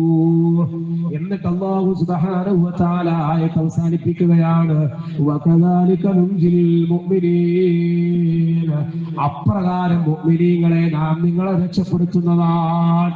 അടിവരയിട്ടോ എപ്രകാരം സഹോദരങ്ങള് ഒരു പ്രവാചകനെ മത്സ്യത്തിന്റെ വയറ്റിൽ നിന്ന് സമുദ്രത്തിന്റെ അടിയിൽ നിന്ന് കരയിലേക്ക് രക്ഷപ്പെടുത്തി കൊണ്ടുവന്നിട്ട് അള്ളാഹ് പറയുകയാണ്, അപ്രകാരം മുഅ്മിനീങ്ങളെ നാം നിങ്ങളെ രക്ഷപ്പെടുത്തുന്നതാണ്. അദ്ദേഹത്തിന്റെ പ്രാർത്ഥന അല്ലാഹു സ്വീകരിച്ചു. ആ മത്സ്യത്തിന് അല്ലാഹു തോന്നിപ്പിച്ചു. ആ മത്സ്യം അദ്ദേഹത്തെ കരയിൽ വന്ന് ഛർദ്ദിച്ചു, ഛർദ്ദിച്ചു. ആരോഗ്യപരമായി അങ്ങേയറ്റം ക്ഷീണിച്ച് യൂനുസ് നബി അലൈഹിസ്സലാത്തു വസ്സലാം ആ മത്സ്യം വന്ന് അദ്ദേഹത്തെ ഛർദ്ദിച്ചത് നഗ്നമായ പ്രദേശം. ഖുർആന്റെ പ്രയോഗം നഗ്നമായ പ്രദേശം എന്ന് പറഞ്ഞാൽ വിജന പ്രദേശം. യൂനുസ് നബി അലൈഹിസ്സലാത്തു വസ്സലാമിനെ ആ മത്സ്യം കൊണ്ടുവന്ന് ഛർദ്ദിച്ചിട്ടത് വിജന പ്രദേശത്തായിരുന്നു. അവിടെ ഒന്നുമില്ല. അല്ലാഹു സുബ്ഹാനഹു വ തആല പ്രത്യേകമായ മരം മുളപ്പിച്ചു. അവിടെ അതിന്റെ കായ്കനികൾ ഭക്ഷിച്ചു. അങ്ങനെ ആരോഗ്യം വീണ്ടും കിട്ടി. നാട്ടിലേക്ക് തിരിച്ചുപോയി. അവിടെ ചെന്ന് വീണ്ടും ജനങ്ങളോട് തൗഹീദ് പറഞ്ഞു. ആ ജനങ്ങൾ ഒന്നടങ്കം യൂനുസ് നബി അലൈഹിസ്സലാത്തു വസ്സലാമയിൽ വിശ്വസിക്കുന്ന സാഹചര്യം ഉണ്ടായി. ഏത് അപകടത്തിൽ നിന്നും നിന്നെ രക്ഷപ്പെടുത്തുന്നവൻ നിന്റെ റബ്ബാണ്. ഏത് പ്രയാസത്തിൽ നിന്നും നിന്നെ കരകയറ്റുന്നവൻ നിന്റെ റബ്ബാണ്. അത് നീ ചെയ്യേണ്ടത് നിന്റെ റബ്ബിനെ വിളിച്ചാൽ മതി, പൈസ കൊടുക്കണ്ട. പിന്നെയോ നീ അല്ലാഹനെ വിളിച്ചാൽ മാത്രം മതി. ഖുൽ മാ യഅബഉ ബികും റബ്ബി ലൗലാ ദുആഉകും, നബിയേ എന്ന് പറഞ്ഞു കൊടുക്കണേ, നിങ്ങളുടെ ദുആ ഇല്ലെങ്കിൽ അല്ലാഹു നിങ്ങൾക്ക് എന്ത് പരിഗണന നൽകാനാണ്? ഇല്ല, അല്ലാഹ് നിങ്ങളെ പരിഗണിക്കില്ല. അതുകൊണ്ട് എന്ത് വേണം? ദുആ വേണം, പ്രാർത്ഥന വേണം. ഏത് പ്രതിസന്ധിയിലും നിങ്ങൾ അല്ലാഹനെ വിളിക്കുക. പ്രതീക്ഷകൾ അസ്തമിക്കാൻ പാടില്ല. ഏത് പ്രയാസത്തിൽ നിങ്ങൾ വിളിച്ചോ. ഇനി നിങ്ങള് ജീവിതത്തിന് പ്രയാസം ഉണ്ടാകുമ്പോ അല്ലാഹനെ വിട്ടിട്ട് വേറെ എവിടേക്കും പോണ്ട, ഒരു ദാരത്തിലും പോണ്ട, ഒരു ശൈഖിന്റെ അടുക്കലും പോണ്ട, ഒരു ഏരസും കെട്ടിങ്ങൾ അടക്കണ്ട. നിങ്ങളുടെ പ്രയാസം എന്താ? ദുനിയാവാണോ ആഖിറാണോ? നിങ്ങൾ ചോദിച്ചു തരാൻ അല്ലാഹ് റെഡിയാണ്. നിങ്ങളുടെ പ്രാർത്ഥനയ്ക്ക് വളരെ വേഗത്തിൽ ഉത്തരം കിട്ടുന്ന സന്ദർഭങ്ങളുണ്ട്, സാഹചര്യങ്ങളുണ്ട്, സമയങ്ങളുണ്ട്, സ്ഥലങ്ങളുണ്ട്. ഇതെല്ലാം ഇസ്ലാം നമുക്ക് വിശദീകരിച്ചു തന്നിട്ടുണ്ട്. പ്രത്യേകിച്ച് ഫർദ് നമസ്കാരങ്ങൾക്ക് ശേഷം ഏറ്റവും കൂടുതൽ അല്ലാഹു കേൾക്കുന്ന പ്രാർത്ഥനയ്ക്ക് ഉത്തരം ലഭിക്കുന്നത് ഏത് സമയമാണെന്ന് ചോദിച്ചപ്പോൾ നബി സല്ലല്ലാഹു അലൈഹി വസല്ലം പറഞ്ഞ ഒരു സന്ദർഭം ബദുറു സ്വലവാത്തിൽ മക്തൂബാത്ത്, ഫർദ് നമസ്കാരങ്ങൾക്ക് ശേഷമെന്നാണ്. മറ്റൊന്ന് ജൗഫിൽ ലൈലി അഖീർ, രാത്രിയുടെ അന്ത്യയാമം, രാത്രിയുടെ ഇരുട്ടിന്റെ അഥവാ സുബഹിക്ക് മുമ്പുള്ള സമയം. ആ സമയത്താണ് നിങ്ങൾ പ്രാർത്ഥിക്ക്. നിങ്ങളുടെ പ്രാർത്ഥനയ്ക്ക് അല്ലാഹു സുബ്ഹാനഹു വ തആല ഉത്തരം തരും. അതാണ് അല്ലാഹു സുബ്ഹാനഹു വ തആല പറഞ്ഞതായി ഖുദ്സിയായ ഹദീസിൽ നബി തങ്ങൾ നമ്മളെ പഠിപ്പിച്ചു. എന്താ? യൻസിലു റബ്ബുനാ തബാറക വ തആല ഫീ കുല്ലി ലൈലത്തിൻ ഇല സമാഇ ദുനിയാ ഹീന യബ്ഖാ സുലുസുൽ ലൈലിൽ ആഖിർ فقال من يدعوني فاستجيب له ومن يستغفرني فاغفر له ومن يسألني فاعطيه. രാത്രിയുടെ 1/3 ബാക്കിയാകുമ്പോ അഥവാ രാത്രിയുടെ അന്ത്യാമ സുബഹിക്ക് മുമ്പുള്ള സമയം 3 മണി 4 മണി സമയം, 7-ാം ആകാശത്ത് നിന്ന് 1-ാം ആകാശത്തേക്ക് അല്ലാഹു സുബ്ഹാനഹു വ തആല ഇറങ്ങി വരുന്ന സമയമാണ്. ആ സമയത്ത് നിങ്ങൾ നിങ്ങളുടെ റബ്ബിനെ വിളിച്ചാൽ നിങ്ങളുടെ പ്രാർത്ഥന ഒരു തടസ്സമില്ലാതെ ഡയറക്റ്റായി നിങ്ങളുടെ റബ്ബിലേക്ക് പോകുന്ന സമയമാണ്. എന്ത് ചോദിച്ചാലും അല്ലാഹു സുബ്ഹാനഹു വ തആല നിങ്ങൾക്ക് നൽകുന്നതാണ്. ഇങ്ങനെ കുറെ സന്ദർഭങ്ങളുണ്ട്. നിങ്ങൾ പ്രാർത്ഥിക്കാൻ സമയത്ത് നിങ്ങളുടെ പ്രാർത്ഥന അല്ലാഹു സുബ്ഹാനഹു വ തആല കേൾക്കും, അവൻ ഉത്തരം തരും. എന്തും ചോദിക്കാനോ.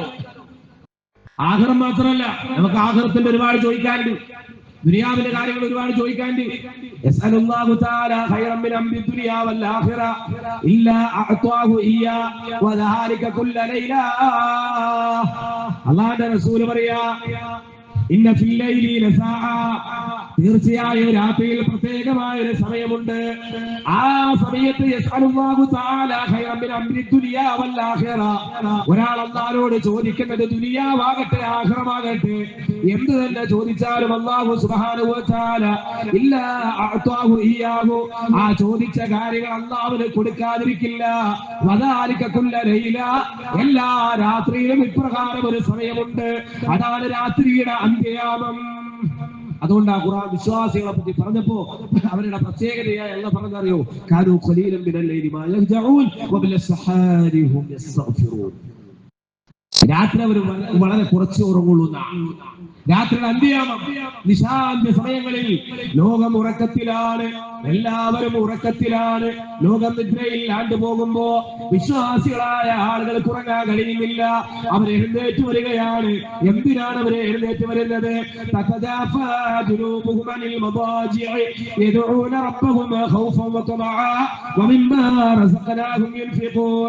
ഖുർആനിന്റെ 32-ാം അധ്യായത്തിന്റെ 16-ാമത്തെ വചനമാണ്.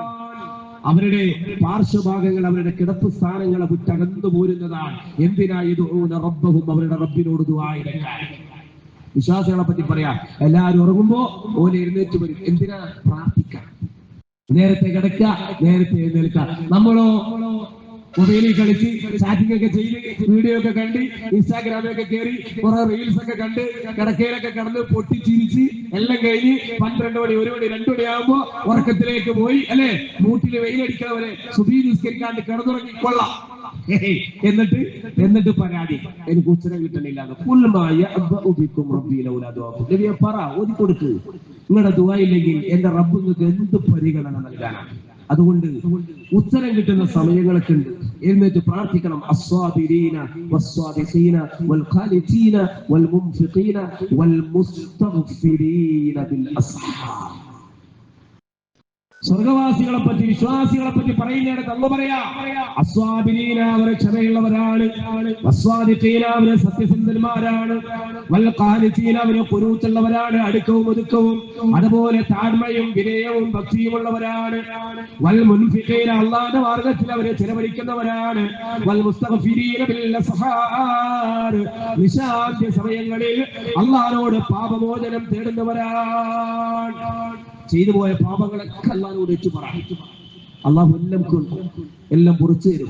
അല്ലാഹു സുബ്ഹാനഹു വ തആല അതിനെ തയ്യാറാണ്. അതുകൊണ്ട് നമ്മൾ തീരുമാനിക്കണം, ഇനി ഞാൻ എങ്ങോട്ട് പോകില്ല.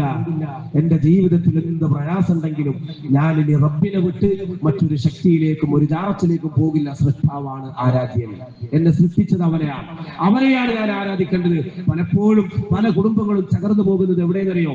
കല്യാണം കഴിഞ്ഞ് മക്കളില്ല, 1 വർഷം കഴിഞ്ഞ് 2 വർഷം കഴിഞ്ഞ് നേരെ അങ്ങ് ഏതെങ്കിലും ഒരു ജാറത്തിൽ, അല്ലെ, അവിടെ പോയിട്ട് നേർച്ചയാക്കാൻ. എത്രത്തോളം എന്നറിയോ? തൊട്ടില് കെട്ടിയിട്ട് നേർച്ചയാക്കാം. കുട്ടി ഉണ്ടാകാൻ വേണ്ടിയിട്ട് ജാറത്തിൽ പോയിട്ട് തൊട്ടില് കെട്ടിയിട്ട് നേർച്ചയാക്കാം. ആരാ ചെയ്യുന്നത് ഇതൊക്കെ?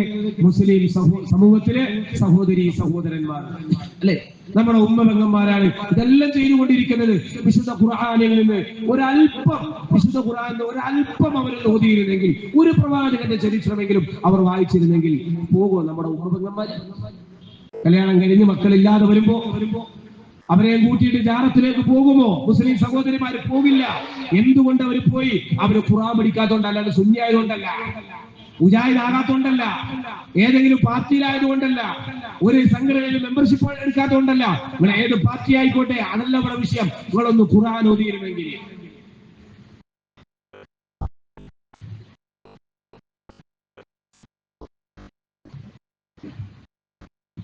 സഹോദരങ്ങളെ, ഇതുകൂടി പറഞ്ഞിട്ടാണ് അവസാനിപ്പിക്കാൻ. ഇനിയും നീട്ടിക്കൊണ്ടുപോയാൽ നിങ്ങൾക്കത് ബുദ്ധിമുട്ടാകുമെന്ന് ഞാൻ മനസ്സിലാക്കും. അപ്പൊ വിശുദ്ധ ഖുർആനിൽ നിന്ന് നമുക്കറിയാലോ, ഖുർആൻ പേരെടുത്തു പറഞ്ഞ ഒരേ ഒരു പെണ്ണ് ആരാ? മറിയം. വിശുദ്ധ ഖുർആനിന്റെ 19-ാം അധ്യായം സൂറ മറിയം. ഈ മറിയം വിശുദ്ധ ഖുർആൻ എടുത്ത് നമ്മളൊന്ന് പാരായണം ചെയ്തിരുന്നുവെങ്കിൽ അതിന്റെ ആദ്യ ഭാഗം മാത്രം നമ്മളൊന്ന് പാരായണം ചെയ്തേക്കാം. എന്താണ് വിശുദ്ധ ഖുർആൻ പറയുന്നത് അവിടെ? അഊദു ബില്ലാഹി മിനശ് ശൈത്വാനിർ റജീം. ബിസ്മില്ലാഹിർ റഹ്മാനിർ റഹീം. കാഫ്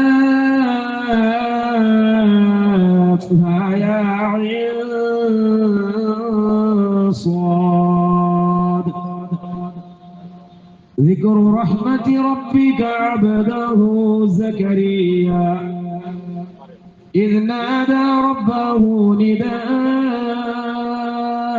خفيا قال رب إني وهن العظم مني واشتعل الرأس شيبا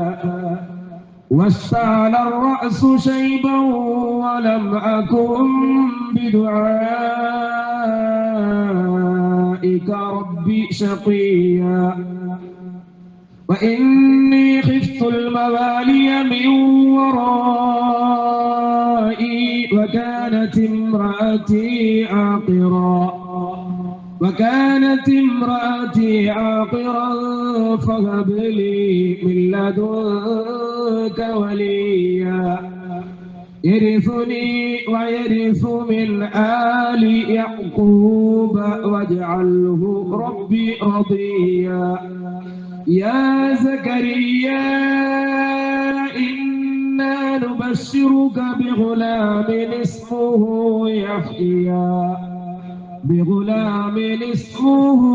يحيى لم نجعل له من قبل سميا. വിശുദ്ധ ഖുർആനിന്റെ 19-ാം അധ്യായമാണ്, സൂറ മറിയമാണ്. ആദ്യത്തെ ഏതാനും ചില വരികളാണ് ഞാൻ നിങ്ങളെ കേൾപ്പിച്ചത് സഹോദരങ്ങളെ. ഇതുകൂടി പറഞ്ഞുകൊണ്ട് ഞാൻ അവസാനിപ്പിക്കുകയാണ്. ബിസ്മില്ലാഹിർ റഹ്മാനിർ റഹീം. കാഫ് യാ സാദ് ദിക്റു റഹ്മത്തി റബ്ബിക അബ്ദഹു സക്കരിയ. നിന്റെ രക്ഷിതാവ് അവന്റെ അടിമയായ സക്കരിയാക്ക് ചെയ്തു കൊടുത്ത അനുഗ്രഹത്തെ സംബന്ധിച്ചുള്ള പ്രസ്താവനയാണ്. ഇതിനാദാ റബ്ബഹു നിദാഅൻ ഖഫിയ. അദ്ദേഹം തന്റെ രക്ഷിതാവിനെ രഹസ്യമായി വിളിച്ച് പ്രാർത്ഥിച്ച സന്ദർഭമാണ്. അള്ളാഹുവിനോട് പ്രാർത്ഥിക്കുമ്പോൾ രഹസ്യമായി അഥവാ ശബ്ദം താഴ്ത്തി വിനയത്തോടെ താഴ്മയോടെ പ്രാർത്ഥിക്കുക എന്നുള്ളത് പ്രാർത്ഥനയുടെ ഒരു മര്യാദയിൽ പെട്ട കാര്യമാണ്. ആ നിലക്ക് താഴ്മയോടെ അതാ സക്കരിയ നബി അലൈഹിസ്സലാത്തു വസ്സലാം റബ്ബിനെ വിളിക്കുകയാണ്. എന്താണ് ആ പ്രവാചകൻ റബ്ബിനെ വിളിച്ചിട്ട് പറയുന്നത്? ആ പ്രവാചകൻ പറയുകയാണ്, റബ്ബി, എന്റെ റബ്ബ്, ഇന്നി വഹനൽ അദ്മു മിന്നി, എന്റെ എല്ലുകളെല്ലാം ബലഹീനമായ റബ്ബ്, എന്റെ എല്ലുകളെല്ലാം ക്ഷയിച്ചു പോയിരിക്കുകയാണ്. മാത്രമല്ല വസ്തഅല റഅസു ശൈബാ, എന്റെ തലമുടിയാകട്ടെ വെള്ളി പോലെ വെളുത്തിരിക്കുകയാണ്. തലമുടിയെല്ലാം നരബാധിച്ചിരിക്കുകയാണ്. എല്ലുകളെല്ലാം ക്ഷയിച്ചു, തൊലിയെല്ലാം ചുക്കിച്ചുളിഞ്ഞു, തലമുടിയെല്ലാം നരച്ചു. ചരിത്രം പറയുന്നത് ഈ പ്രാർത്ഥന നടത്തുമ്പോ സക്കരിയ നബി അലൈഹിസ്സലാത്തു വസ്സലാമക്ക് 80 85 വയസ്സ് പ്രായമുണ്ടെന്നാണ് ചരിത്രം പറയുന്നത്. ആ പ്രവാചകൻ തന്റെ പ്രാർത്ഥനയിൽ ആദ്യമായിട്ട് എന്റെ ദൗർബല്യങ്ങൾ എടുത്തു പറയുകയാണ്, കുറവുകൾ എടുത്തു പറയുകയാണ്. എല്ലുകളെല്ലാം ബലഹീനമായ റബ്ബേ, തലമുടിയെല്ലാം നരബാധിച്ചു റബ്ബേ. പക്ഷേ വലം അക്കും ബിദുആഇക റബ്ബി ശഖിയ, ഞാൻ പ്രാർത്ഥിക്കുന്നത് എന്റെ റബ്ബിനോടാണ്. അതുകൊണ്ട് ഞാൻ നിരാശനല്ല, ഞാൻ ഭാഗ്യം കെട്ടവനല്ല. എന്റെ ആശകൾ അറ്റുപോയിട്ടില്ല, എന്റെ പ്രതീക്ഷകൾ അസ്തമിച്ചിട്ടില്ല.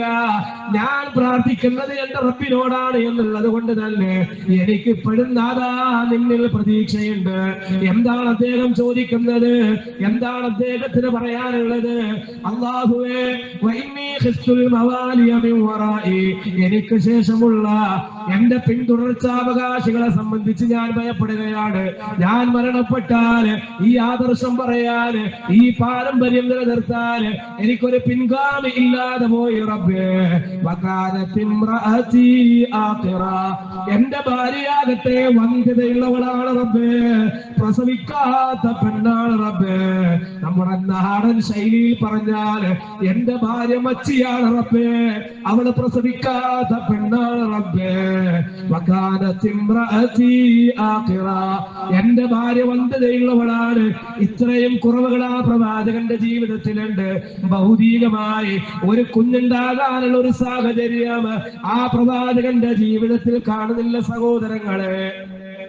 എന്നിട്ടും ആ പ്രവാചകൻ പറയുകയാണ്, നിന്റെ മക്കൾ നിന്നൊരു വലിയനെ എനിക്ക് നീ പ്രദാനം ചെയ്യണം റബ്ബേ. നോക്ക് സഹോദരങ്ങളെ, 80-85 വയസ്സ് പ്രായമുള്ള സക്കരിയ നബി അലൈഹിസ്സലാം എല്ലുകളെല്ലാം ബലഹീനമായി, തലമുടിയെല്ലാം നിലബാധിച്ചു, ഭാര്യയാകട്ടെ വന്ധ്യതയുള്ളവളാണ്. എന്നിട്ടും ഒരു കുഞ്ഞിക്കാല് കാണാൻ വേണ്ടി ഈ ആദർശ പ്രബോധന വീതിയിൽ തന്റെ പിൻഗാമിയായി ഈ പാരമ്പര്യം നിലനിർത്താൻ ഒരു കുഞ്ഞിന് വേണ്ടി അല്ലാഹുവോട് ചോദിക്കുകയാണ്. ആ സമയത്തും ആ പ്രവാചകന്റെ പ്രതീക്ഷ നോക്കണം നിങ്ങൾ. വലമ്മക്കും ബിദുആയിക റബ്ബി ശഖിയ, റബ്ബേ നിന്നോട് പ്രാർത്ഥിച്ചിട്ട് ഞാൻ ഭാഗ്യം കെട്ടവനല്ല, എന്റെ പ്രതീക്ഷകൾ അറ്റുപോയിട്ടില്ല, അതുകൊണ്ട് എനിക്കൊരു സന്താനത്തൊരു വലിയനെ നീ പ്രദാനം ചെയ്യണേ എന്ന് ആ പ്രായത്തിലും ഇത്രമാത്രം ദൗർബല്യങ്ങൾ ഉണ്ടായിട്ടും അള്ളാഹുവിനുള്ള പ്രതീക്ഷ കൈവിടാതെ പ്രാർത്ഥിച്ചപ്പോ അള്ളാഹുവിന്റെ ഇടപെടൽ ഉണ്ടാവുകയാണ്. വിശുദ്ധ ഖുർആൻ ആ പ്രവാചകനെ വിളിക്കുകയാണ്, സന്തോഷ വാർത്ത അറിയിക്കുകയാണ്. യാ സക്കരിയ, ഹോ സക്കരിയ, ഇന്നാ നുബശ്ശിറുക ബിഗുലാമിൻ ഇസ്മുഹു യഹ്യ ലം നജഅൽ ലഹു മിൻ ഖബ്ലു സമീയ. യഹ്യ എന്ന പേരുള്ള ഒരു ആൺകുഞ്ഞിനെ സംബന്ധിച്ച് അല്ലാഹു സുബ്ഹാനഹു വ തആല സന്തോഷ വാർത്ത അറിയിക്കുകയാണ്. ഈ ചരിത്രം ഖുർആൻ എടുത്ത് ഒരു വട്ടം വായിച്ച ഏതെങ്കിലും ഒരു സുന്നി സഹോദരിമാര് ഈ സൂറ മറിയം ഒന്ന് ഖുർആൻ എടുത്ത് വായിച്ചിരുന്നെങ്കിൽ അവർ ജാർത്തി പോവോ? അവിടെ പോയി അവർ തൊട്ടിൽ കെട്ടി നേർച്ചയാക്കോ?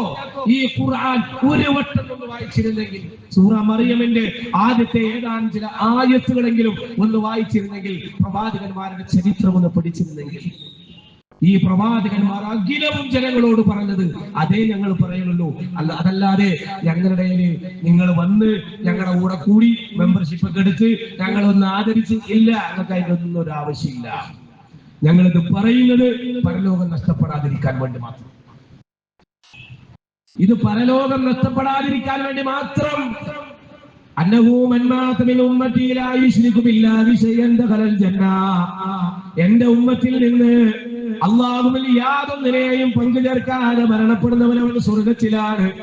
അല്ലാഹുവിൽ ഒന്നിനെയും പങ്കു ചേർക്കാതെ മരണപ്പെടുക, അവനെയാണ് സ്വർഗം കാത്തിരിക്കുന്നത്. സഹോദരങ്ങളെ, നിന്റെ ജീവിതത്തിൽ ശിർക്കെങ്ങാനും സംഭവിച്ചു പോയാൽ ഒരാൾ അല്ലാഹുവിനെ കണ്ടുമുട്ടുകയാണ്, ലാ യുശ്രികു ബിഹി ശൈഅൻ ദഖലൽ ജന്ന. അല്ലാഹുവിൽ ഒന്നിനെയും പങ്കു ചേർക്കാതെ അവൻ അല്ലാഹുവിനെ കണ്ടുമുട്ടിയാൽ ദഖലൽ ജന്ന, അവൻ സ്വർഗ്ഗത്തിലാണ്. വമൻ ലഖിയഹു യുശ്രികു ബിഹി ശൈഅൻ ദഖലൻ നാർ. എന്തെങ്കിലും ഒന്നിനെ അല്ലാഹുവിൽ പങ്കു ചേർത്തുകൊണ്ടാണ് നീ നിന്റെ റബ്ബിനെ കണ്ടുമുട്ടുന്നതെങ്കിൽ അവൻ നരകത്തിലാണ് ണെന്ന് റസൂലുള്ളാഹി സ്വല്ലല്ലാഹു അലൈഹി വസല്ലം തങ്ങൾ പഠിപ്പിക്കുകയാണ്. അതാ അല്ലാഹു സുബ്ഹാനഹു വ തആല പറയുകയാണ്, അല്ലാഹു പറഞ്ഞതായി പ്രവാചകൻ അറിയിക്കുകയാണ്. അല്ലാഹു വിളിക്കുകയാണ്, യബ്ന ആദം, ആദമിന്റെ മക്കളെ, ലൗ അതൈതനി ബിഖുറാബിൽ അർദി ഖതായ സുമ്മ ലഖീതനി ലാ തുശ്രികു ബി ശൈആ ലഅതൈതുക ബിഖുറാബിഹാ മഗ്ഫിറ. ആദമിന്റെ മക്കളെ, ഭൂമി നിറയെ ആകാശ ഭൂമികൾ നിറയെ പാപം ചെയ്തുകൊണ്ടാണ് നീ എന്റെ അടുക്കൽ വരുന്നത്. പക്ഷേ എന്നിൽ യാതൊന്നിനെയും പങ്കു ചേർത്തിട്ടില്ല, നീ ശിർക്ക് ചെയ്തിട്ടില്ല എങ്കിൽ ഞാനിതാല അതൈതുക ബിഖുറാബിഹാ മഗ്ഫിറ. ഭൂമി നിറയെ പാപമോചനവുമായി ഞാൻ നിന്റെ അടുക്കലേക്ക് വരുന്നതാണ്. ശിർക്ക് അല്ലാഹു പൊറുക്കില്ല സഹോദരങ്ങളെ. അതല്ലേ ഖുർആൻ പറഞ്ഞത് 4-ാം അധ്യായം 116-ാമത്തെ വചനത്തിൽ, ഇന്നല്ലാഹ ലാ യഗ്ഫിറു അൻ യുശ്റക ബിഹി ശൈആ വയഗ്ഫിറു മാ ദൂന ദാലിക ലിമൻ യശാ വമൻ യുശ്രിക് ബില്ലാഹി ഫഖദ് ضل ضلالا بعيدا. ഒരു മനുഷ്യൻ അല്ലാഹുവിൽ പങ്കു ചേർത്താൽ അല്ലാഹു സുബ്ഹാനഹു വ തആല അത് പൊറുക്കുകയേ ഇല്ല. അതല്ലാത്ത പാപങ്ങൾ അല്ലാഹു സുബ്ഹാനഹു വ തആല അവൻ ഉദ്ദേശിക്കുന്നവർക്ക് പുറത്തു കൊടുക്കുന്നതാണ്. അല്ലാഹു പൊറുക്കാത്ത പാപം ശിർക്കാണ്. അതല്ലേ പ്രവാചകൻ സ്വല്ലല്ലാഹു അലൈഹി വസല്ലം തങ്ങൾ പറഞ്ഞത്, അതാനിയാതിൻ മിൻ റബ്ബി ഫഅഖ്തറനി ഔ ഖാല ബശറനി അന്നഹു മൻ മാത മിൻ ഉമ്മത്തി ലാ യുശ്രികു ബില്ലാഹി ശൈഅൻ ദഖലൽ ജന്ന. പ്രവാചകനോട് സ്വഹാബത്ത് ചോദിക്കുകയാണ്, ഖുൽതു, ഞാൻ ചോദിച്ചു. ഹദീസ് ഉദ്ധരിക്കുന്ന സ്വഹാബി പറയുകയാണ്, നബിയേ, വഇൻ സനാ വഇൻ സറഖ ഖാല വഇൻ സനാ വഇൻ സറഖ. അതേ എന്റെ റബ്ബിങ്കിൽ നിന്ന് ഒരാൾ എന്റെ അടുക്കൽ വരികയാണ്, ഒരു സന്തോഷ വാർത്ത അറിയിക്കുകയാണ്. അങ്ങയുടെ ഉമ്മത്തിൽ നിന്ന് ശിർക്ക് ചെയ്യാതെ മരിച്ചു പോയാൽ അവൻ സ്വർഗത്തിലാണ്. ഞാൻ ചോദിച്ചു നബിയെ, അവന് കളവ് നടത്തിയിട്ടുണ്ടെങ്കിലോ, വ്യഭിചരിച്ചിട്ടുണ്ടെങ്കിലോ, മോഷ്ടിച്ചിട്ടുണ്ടെങ്കിലോ? പ്രവാചകൻ പറയുകയാണ്, അത് ശിർക്ക് ചെയ്യാത്തവനാണോ അവൻ സ്വർഗത്തിൽ പ്രവേശിക്കുന്നതാണ്. ഗൗരവമുണ്ട്. അതുകൊണ്ടാണ് ഈ വിഷയം നിരന്തരമായി നാം ഈ സമൂഹത്തോട് പറയുന്നത്. സൃഷ്ടാവിനെ പരിചയപ്പെടുത്തുന്ന സഹോദരങ്ങളെ, ഇത് നമ്മുടെ ആഗ്രഹവുമായി ബന്ധപ്പെട്ട വിഷയമാണ്. പരലോകത്തെ നമ്മുടെ ജയപരാജയങ്ങൾ തീരുമാനിക്കുന്ന വിഷയമാണ്. അതുകൊണ്ട് നാളെ പരലോകത്ത് നമുക്ക് രക്ഷപ്പെടണോ, കഴിച്ചിലാവണോ, നരകത്തിൽ നിന്ന് രക്ഷപ്പെടണോ, സ്വർഗത്തിലെത്തണോ എങ്കിൽ നമ്മൾ തീരുമാനിക്കാം, റബ്ബിനോടല്ലാതെ ഞാൻ ദുആ ചെയ്യില്ല, അല്ലാഹുവിനോടല്ലാതെ ഞാൻ പ്രാർത്ഥിക്കില്ല. ഏത് പ്രതിസന്ധിയിലും നിങ്ങൾക്ക് വിളിക്കാം, നിങ്ങളുടെ റബ്ബിനെ ഉദ്ഉനി അസ്തജിബ് ലക്കും, എന്നോട് ചോദിച്ചോ ഞാൻ നിങ്ങൾക്ക് ഉത്തരം തരാം. ഖുർആൻ 40-ാം അധ്യായം 60-ാമത്തെ വചനം. ഖുൽ നബിയെ പറഞ്ഞു കൊടുക്കണം, ഓതി കൊടുക്കണം, യഅബഉ ബിക്കും റബ്ബി ലൗലാ ദുആഉക്കും, നിങ്ങളുടെ ദുആ ഇല്ലെങ്കിൽ അല്ലാഹു നിങ്ങളെ പരിഗണിക്കില്ല. അതുകൊണ്ട് സഹോദര സഹോദരി, ഇത്രയും നേരം എന്നെ കേട്ടിരുന്ന പരിസരവാസികളെ, നമ്മൾ തീരുമാനിക്കണം, ഇനി മരിക്കുന്നത് വരെ എന്റെ റബ്ബിനല്ലാണ്ട് വിളിക്കുന്നത് ഉറപ്പിച്ചിട്ട് വേണം പോവാൻ. അതാണ് ഖുർആൻ ആ ഉറപ്പ്. വഅബ്ദു റബ്ബക ഹത്താ യഅതിയകൽ യഖീൻ. ഖുർആൻ 15-ാം അധ്യായം 99-ാമത്തെ വചനം. മരിക്കുന്നത് വരെ ആ ഉറപ്പ്, ആ മരണം നിന്നിലേക്ക് വരുന്നത് വരെ നിന്റെ രക്ഷിതാവിനെ മാത്രം നീ ആരാധിക്കുക. എന്തുണ്ടെങ്കിലും റബ്ബിനോട് പറയാം. വൈലാ റബ്ബിക ഫർഗബ്, നിന്റെ ആഗ്രഹങ്ങളൊക്കെ റബ്ബിലേക്ക് സമർപ്പിക്കുക. ഖുർആൻ 94-ാം അധ്യായം 8-ാമത്തെ വചനം. അതുകൊണ്ട് സഹോദരങ്ങളെ, ഞങ്ങൾക്ക് ഇതാണ് നിങ്ങളോട് പറയാനുള്ളത്. മുജാഹിദ് പ്രസ്ഥാനത്തിന് ഇതാണ് നിങ്ങളോട് പറയാനുള്ളത്. സൃഷ്ടാവാണ് ആരാധ്യൻ, അവരെയാണ് ആരാധിക്കേണ്ടത്. അവരെ മറ്റാരെയും നിങ്ങൾ ആരാധിക്കാൻ പാടില്ല. ആ ഏകനായ റബ്ബിനെ മാത്രം വിളിച്ച് പ്രാർത്ഥിക്കുന്ന അവസ്ഥയിലായി വിശ്വാസപരമായി നാം മാറി വന്നാലല്ലാതെ നമ്മുടെ കർമ്മങ്ങൾ പോലും നാളെ പരലോകത്ത് നമുക്ക് ഉപകരിക്കില്ല എന്ന തിരിച്ചറിവുണ്ടാകണം. ഈ കേട്ടതിനെ കുറിച്ച് ആലോചിക്കാനും ചിന്തിക്കാനും അന്വേഷിക്കാനും, സത്യമാണെങ്കിൽ ഉചിതമായ നിലപാട് കൈക്കൊള്ളാനും ഖുർആൻ പറഞ്ഞ 39-ാം അധ്യായം 17-18 പറഞ്ഞ അവരാണ് ബുദ്ധിമാന്മാർ, അവരാണ് സന്മാർഗത്തിന്റെ ആളുകൾ. കേൾക്കുക, ഉചിതമായ നിലപാട് കൈക്കൊള്ളുക. അത്തരക്കാരിൽ അല്ലാഹു സുബ്ഹാനഹു വ തആല നമ്മെ എല്ലാവരെയും ഉൾപ്പെടുത്തി അനുഗ്രഹിക്കുമാറാകട്ടെ. റബ്ബേ റഹ്മാനേ, ഈ ഒരു പ്രോഗ്രാം സ്വലഹായ അമലായി ഞങ്ങളിൽ നിന്ന് കബൂൽ ചെയ്യണേ അല്ലാഹ്. അല്ലാഹുവേ, മഹനീയമായ മജ്ലിസിൽ ഞങ്ങൾ ഒത്തുചേർന്നതുപോലെ നാളെ നിന്റെ ജന്നാത്തുൽ ഫിർദൗസിൽ ഒരുമിച്ച് കൂടാനുള്ള തൗഫീഖ് പ്രദാനം ചെയ്ത് ഞങ്ങളെ എല്ലാവരെയും അനുഗ്രഹിക്കണേ റഹ്മാനേ. അല്ലാഹുവേ, ഭൂമി വർത്തമാനം പറയുന്ന ദിവസത്തിൽ, ആ ദിവസത്തിൽ ഈ സ്ഥലം, ഈ പറമ്പ്, ഈ ഗ്രൗണ്ട് ഞങ്ങൾക്ക് അനുകൂലമായി സാക്ഷി പറയുന്ന അവസ്ഥ ഉണ്ടാക്കി തരണേ അല്ലാഹ്. അല്ലാഹുവേ, വിശ്വാസികളായ ആളുകൾക്ക് അതാ മുന്നിലൂടെ വലത് കൈയിലൂടെ ഗ്രന്ഥം ലഭിക്കുമ്പോ ആ വിശ്വാസികളിൽ ഉൾപ്പെടാൻ വലത് കൈയിലൂടെ ഗ്രന്ഥം ഏറ്റുവാങ്ങാനുള്ള തൗഫീഖ് നൽകണേ അല്ലാഹ്. ഇന്നലെ വരെ ഞങ്ങളുടെ ജീവിതത്തിൽ സംഭവിച്ചു പോയ ചെറുതും വലുതുമായ, അറിഞ്ഞും അറിയാതെയുമായ, രഹസ്യവും പരസ്യവുമായ എല്ലാ പാപങ്ങളും വിട്ടുപുറത്ത് മാപ്പാക്കി തന്ന് ഞങ്ങളെ എല്ലാവരെയും അനുഗ്രഹിക്കണേ അല്ലാഹ്. ഈമാനോടുകൂടി മരിക്കാൻ സഹായിക്കണേ അല്ലാഹ്. ലാ ഇലാഹ ഇല്ലല്ലാഹ് ചൊല്ലി മരിക്കാൻ സഹായിക്കണേ അല്ലാഹ്. നിന്നോട് മാത്രം പ്രാർത്ഥിക്കുന്ന, നിന്നെ കൊണ്ട് മാത്രം സത്യം ചെയ്യുന്ന, അല്ലാഹുവേ നിന്നിൽ മാത്രം നേർച്ച വഴിപാടുകൾ അർപ്പിക്കുന്ന യഥാർത്ഥ മുവഹ്ഹിദുകളുടെ കൂട്ടത്തിൽ ഞങ്ങളെ എല്ലാവരെയും ഉൾപ്പെടുത്തി അനുഗ്രഹിക്കണേ അല്ലാഹ്. അല്ലാഹുവേ, രോഗം കൊണ്ട് പ്രയാസപ്പെടുന്ന നിരവധി ആളുകൾ, അവരുടെ രോഗങ്ങൾക്ക് പരിപൂർണമായ ശിഫ നൽകണേ അല്ലാഹ്.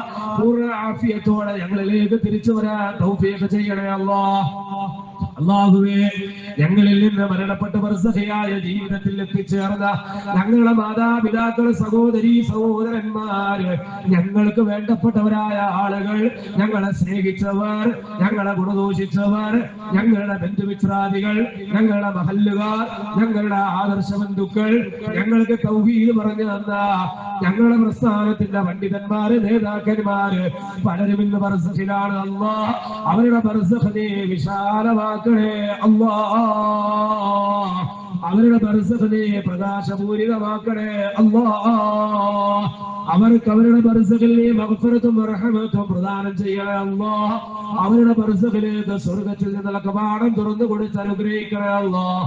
അവരെയും ഞങ്ങളെയും നിന്റെ ജന്നാത്തുൽ ഫിർദൗസിൽ ഒരുമിച്ച് കൂട്ടി അനുഗ്രഹിക്കണേ അല്ലാഹ്. അല്ലാഹുവേ, പലസ്തീനിന്റെ മണ്ണിൽ ദുരിതം അനുഭവിക്കുന്ന, പീഡിപ്പിക്കപ്പെടുന്ന, പ്രയാസങ്ങൾ ഏറ്റുവാങ്ങേണ്ടി വരുന്ന ഞങ്ങളുടെ സഹോദരീ സഹോദരന്മാര്, അവർക്ക് നീ സ്ഥൈര്യം നൽകണേ അല്ലാ, അവർക്ക് നീ സമാധാനം നൽകണേ അല്ലാ, നിർഭയത്വം ചെയ്യണമല്ലാ, അവർക്ക് നീ വിജയം നൽകണേ അല്ലാ. അല്ലാഹുവേ, അവിടെ മരിച്ചു വീഴുന്ന ഓരോ ആണിനും പെണ്ണിനും കുഞ്ഞു മക്കൾക്കും നീ ഷഹീദിന്റെ കൂലി നൽകണേ അല്ലാ, ശുഹദാക്കളിൽ ഉൾപ്പെടുത്തണേ അല്ലാ. അവരെയും ഞങ്ങളെയും നിന്റെ ജന്നാത്തുൽ ഫിർദൗസിൽ ഒരുമിച്ച് കൂട്ടി അനുഗ്രഹിക്കണേ അല്ലാ. അല്ലാഹുവേ, നിന്റെ ദീനിനെ സംബന്ധിച്ച് വിശദീകരിക്കുന്നതിന് വേണ്ടി ഇത്തരം ഒരു പ്രോഗ്രാം ഇവിടെ സംഘടിപ്പിച്ച ഞങ്ങളുടെ സംഘാടകര്, ഇതിന്റെ പിന്നിൽ സാമ്പത്തികമായി ശാരീരികമായി പ്രയത്നിച്ചവര്, ഇതിനോട് സഹകരിച്ചവര്, ഇവിടെ സംസാരിച്ചവര്, കേൾക്കാനായി ഇവിടെ എത്തിച്ചേർന്നവർ, മാറി നിന്ന് പരിസരത്ത് നിന്ന് ഈ ശബ്ദം വീക്ഷിച്ചവരായ ഞങ്ങളുടെ സഹോദരങ്ങൾ, ഈ പറമ്പ് ഈ പ്രോഗ്രാം നടത്താൻ വേണ്ടി ഞങ്ങൾക്ക് അനുവദിച്ചു തന്ന ഇതിന്റെ ഉടമസ്ഥർ, അതുപോലെ തന്നെ നല്ല രൂപത്തിൽ ഈ സൗണ്ട് സിസ്റ്റം ഇവിടെ ഏർപ്പാട് ചെയ്ത സഹോദരങ്ങൾ, ഇങ്ങനെ ഇതിനോട് സഹകരിച്ച എല്ലാ ആളുകൾക്കും, പ്രത്യേകിച്ച് ഞങ്ങളുടെ സഹോദരിമാര്, കുഞ്ഞുമക്കള്, പ്രായം ചെന്നവരായ ആളുകള്, എല്ലാവർക്കും നീ അർഹമായ പ്രതിഫലം നൽകണേ അല്ലാ.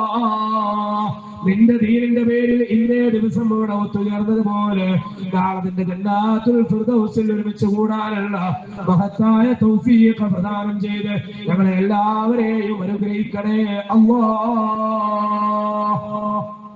اللهم ربنا آتنا في الدنيا حسنة وفي الآخرة حسنة وقنا عذاب النار. ربنا تقبل منا إنك أنت السميع العليم وتب علينا إنك أنت التواب الرحيم. وسلام على المرسلين والحمد لله رب العالمين. آمين آمين برحمتك يا أرحم الراحمين. اللهم صل على محمد وعلى آل محمد. سبحانك اللهم وبحمدك أشهد أن لا إله إلا أنت أستغفرك وأتوب إليك. السلام عليكم ورحمة الله وبركاته.